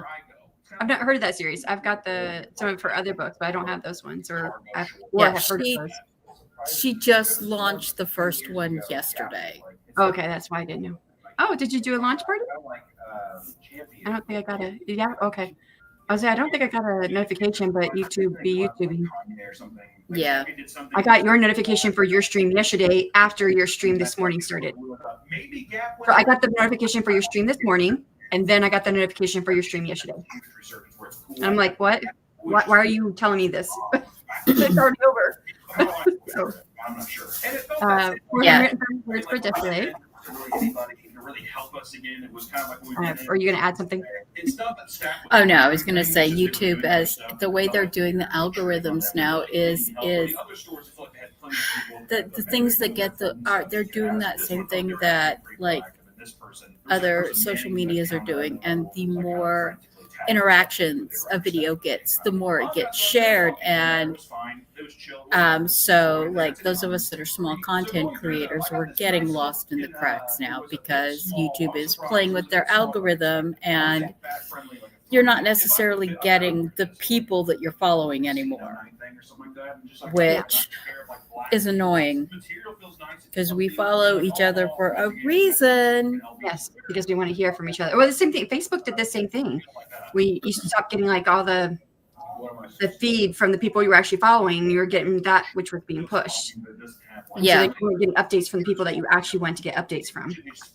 Yeah, you have to go, and even if you interact with them on a regular basis, if it's not every single day, then you don't even. Yeah. There's it seems like they're no longer letting us curate our own follow list, content list. So Dish got 430 words. Nice. How much closer are you to getting the scene done? I was watching some spoken poetry. And I found out there's a place not too far off with open mic nights. That could be fun. Ooh, exciting. So you're going to go? And I was trying to add this up. How much, Lisa, are you almost at your writing goal? And I went to, oh gosh, I messed up that. Okay. My deficit with depth perception. I was trying to add up my numbers for today. Are you asking me if I'm almost at my writing goal for the year, or is it like some other writing goal that you're asking me? I thought maybe you might be asking me for the year, so I was trying to add up all of my totals for today because I'm actually really, really close to my year goal. Actually, Gas was too busy, but they had like a collection area, and this is part of that collection. I think the one was swimming. I'm not crazy about the pockets on the thighs. Pockets are kind of useful. I kind of like how low these buttons. I've written 4,381 words today, and for the year, I'm at I'm over 690,000 now, almost at 700,000. That was my year goal. Yeah, I didn't think I would hit my year goal today because I knew I was going to be doing mostly revising and editing, and not doing a whole lot of drafting. So, yeah, that's not going to happen today, but it's going to happen before the end of the year. And then I started thinking, like doing like a 12 hours, you're like, help me hit 1 million words. I've always wanted to do a million wordy, but I didn't think I could do it. And I'm like, I'm going to be burnt out after this month. I don't know if I'll be able to do that. What? Yep, this is the first passive line edit on a second draft of my husband wants to keep me calm. 700,000 words to be exact. Okay, so yeah, he's talking about my year goal then. Shop at Gap. And our scores from being in the stores, Buckle did win, but in terms of like showing, I mean, this is probably the most important score also. I guess Gap on top. Well, take the buckle outfit, wear this shirt instead. Yeah, it's make the jeans. I am like lost in the past here. You can't do that. Stop shop. Hi Joey, how's it going? How's the Spreadathon going? It's going along. Be working on chapter 14 of Project Sugar and Spice. Nice. Making progress because I think you were on 13 and 14 last time. You got it. That's what to keep me. Is that one of the book names, or going to be one of the book names? My husband wants to keep me. Just keep me. Not dominant or anything. That's the whole series. That's the whole series. Okay. I thought she was making a joke like my husband just wants to keep me. Yeah, no, that's the whole series, and yeah, and then like she still has to write, my king wants to keep me. So The last one is my husband who wants to keep me sated. Have you ever been to a Got it. concert? I'm going to ask Tiff if she'll go with me since she's close, and I'm a giant scaredy cat to go by myself. Yeah, I probably wouldn't go by myself either. I'm like you. Yeah, I'd find someone to go with. Yay, Joanne from Adeshale. I did do a launch party. YouTube was awesome, not with the notifications as usual. Yeah, I just looked at my notifications. It's not there, and it might be further back. Like if I keep scrolling, it might have showed me like when I was sleeping at some point, it probably popped up, but then it got buried or something. I don't know. Yeah, go ahead. I tend to get notifications after the stream, and I'm like, this Yeah. is man, and it's I thought I was lucky that I caught the notification this morning from you. I was like, oh, cool, I get to see her when she's live. And then I got the notification from yesterday, and I was like, but I missed that one. Actually jumping I don't. and playing the skin flute. He was actually It's open mic night with Stop me. telling us who to be friends with. Yeah. We know who our friends are. Also, speaking of busting, it is still unconfirmed. Come up and go with me, Sam. Reached Receipts. Well, I don't know. LOL. I think about to get into the part where I did some pre-writing, so it'll go fast then. Oh, cool. Also, a fun fact I get here, notifications from Jenna and 2Buddy vids, sometimes for YouTube, but it's always after the fact. that's pretty hype. Yeah, I it's still like yeah. both of those bands quite a bit. Russian roulette. I don't think I would go there and Which one do you speak get? because it owed me money to my games while listening to Whenever I it go live. into YouTube, I immediately go to the That is still subscription pretty page cool. I to would see be it excited. and click for the live button to see if anyone I know is streaming. Oh, that's a cool. That's not cool. A good idea. That's what Yeah, yeah. I drop straight into the subscription page, and then I click live to see if anyone I know is going, because I never get notice ever. Mid-concert here with no shame. And Ashley says, then the epilogue, which is pretty straightforward, and prologue if I choose to, which the one I'm thinking will be straightforward. Cool. Someone shouts "Ew," Devin says, still here, just focus. Get those words. and it starts going. It's 7 o'clock. That's my alarm. I don't know what to say. Everyone seems to be looking at. Not certain about this prologue as the first chapter, though it needs editing. Does a decent job at moving forward in a unique way. So maybe you don't need a prologue then. Rita says, stop telling us to be friends with. Who to be friends with. They're trying to not see what But the is prologue I have in mind could ground the readers a little more in the stakes of the character of the FMC. errors from it for masturbating. Well, you know what I would say, Ashley, is just put it in there and let your readers tell you whether or not it's needed. That's what I like to do. Yeah, read it or not, it's up to you. This was not just like some kind of innocent. Martha the Dreamer Stocks, hello and welcome. I'm still here. Oh, wait. You were here earlier. Was this the same name? I don't remember the name. Beginning, I remember. Was it Dreamer Stocks from earlier? Well, I have to go like way far back. So here we're can't second chance romance. Although I think the blast to the past story of this series might be this family wants me to murder people, or my cousin wants to keep me crowned. I like the first one better. I like your idea. Nice, if it works. But like when my mom said, "You're the final say," but always when I'm like, I'm not sure. Like if I am completely torn, like I can see the pros and cons, and they even out between. I should or I shouldn't, or I should keep this in or I shouldn't keep this in or whatever. If I'm just like, it works with or without it, but I'm really not sure if it really needs it, then I will that's when I give it to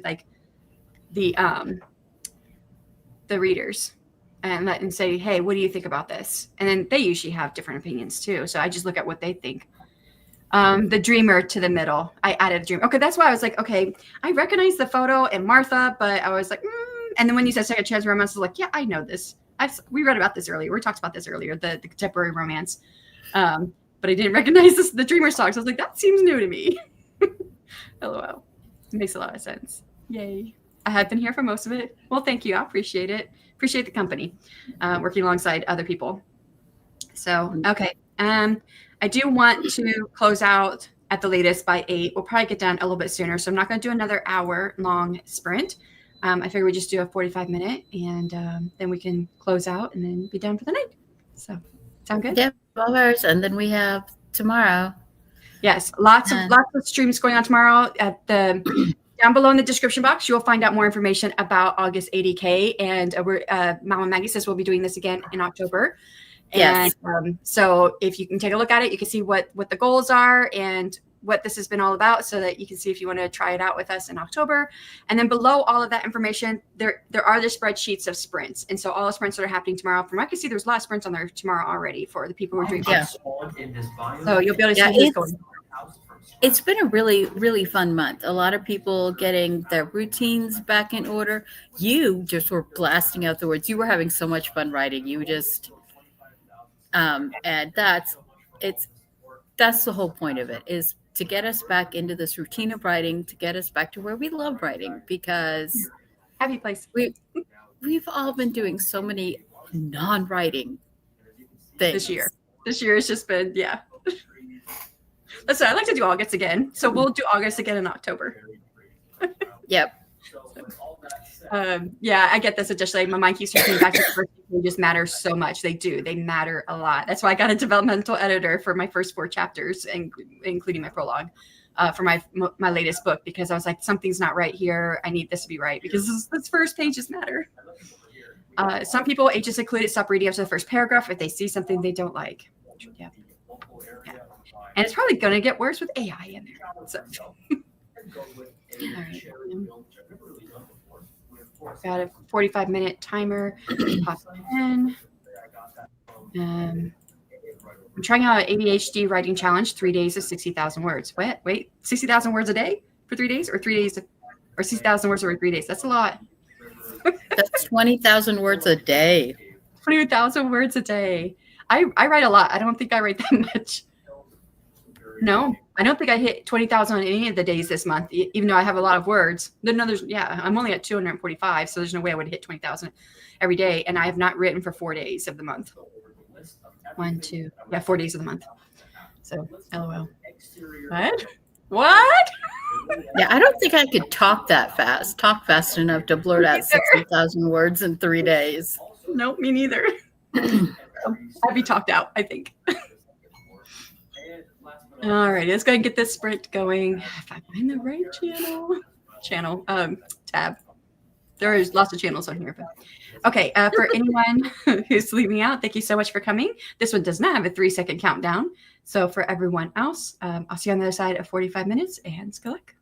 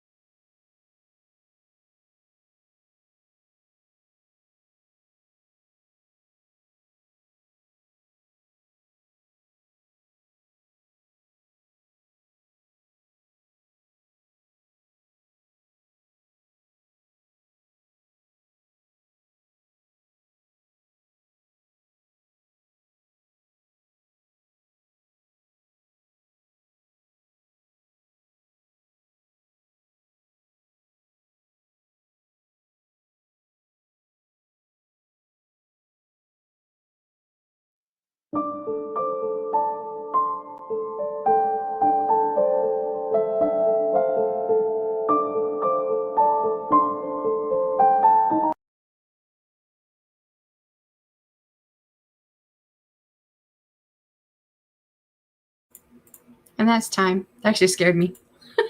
I was like, oh, geez. How'd you do? I added nearly 400 words. Nice. I have to, I keep some stuff in my speech to text program, so I have to delete out what was already there. Gives me 733 words, just brainstorming still. So I could figure out, I figured out like names and looks, and because one's an ember dragon and the other one is a hybrid fae. So It brings me up to 3,411 words added to this for the day. nice. Not certain how many were deleted.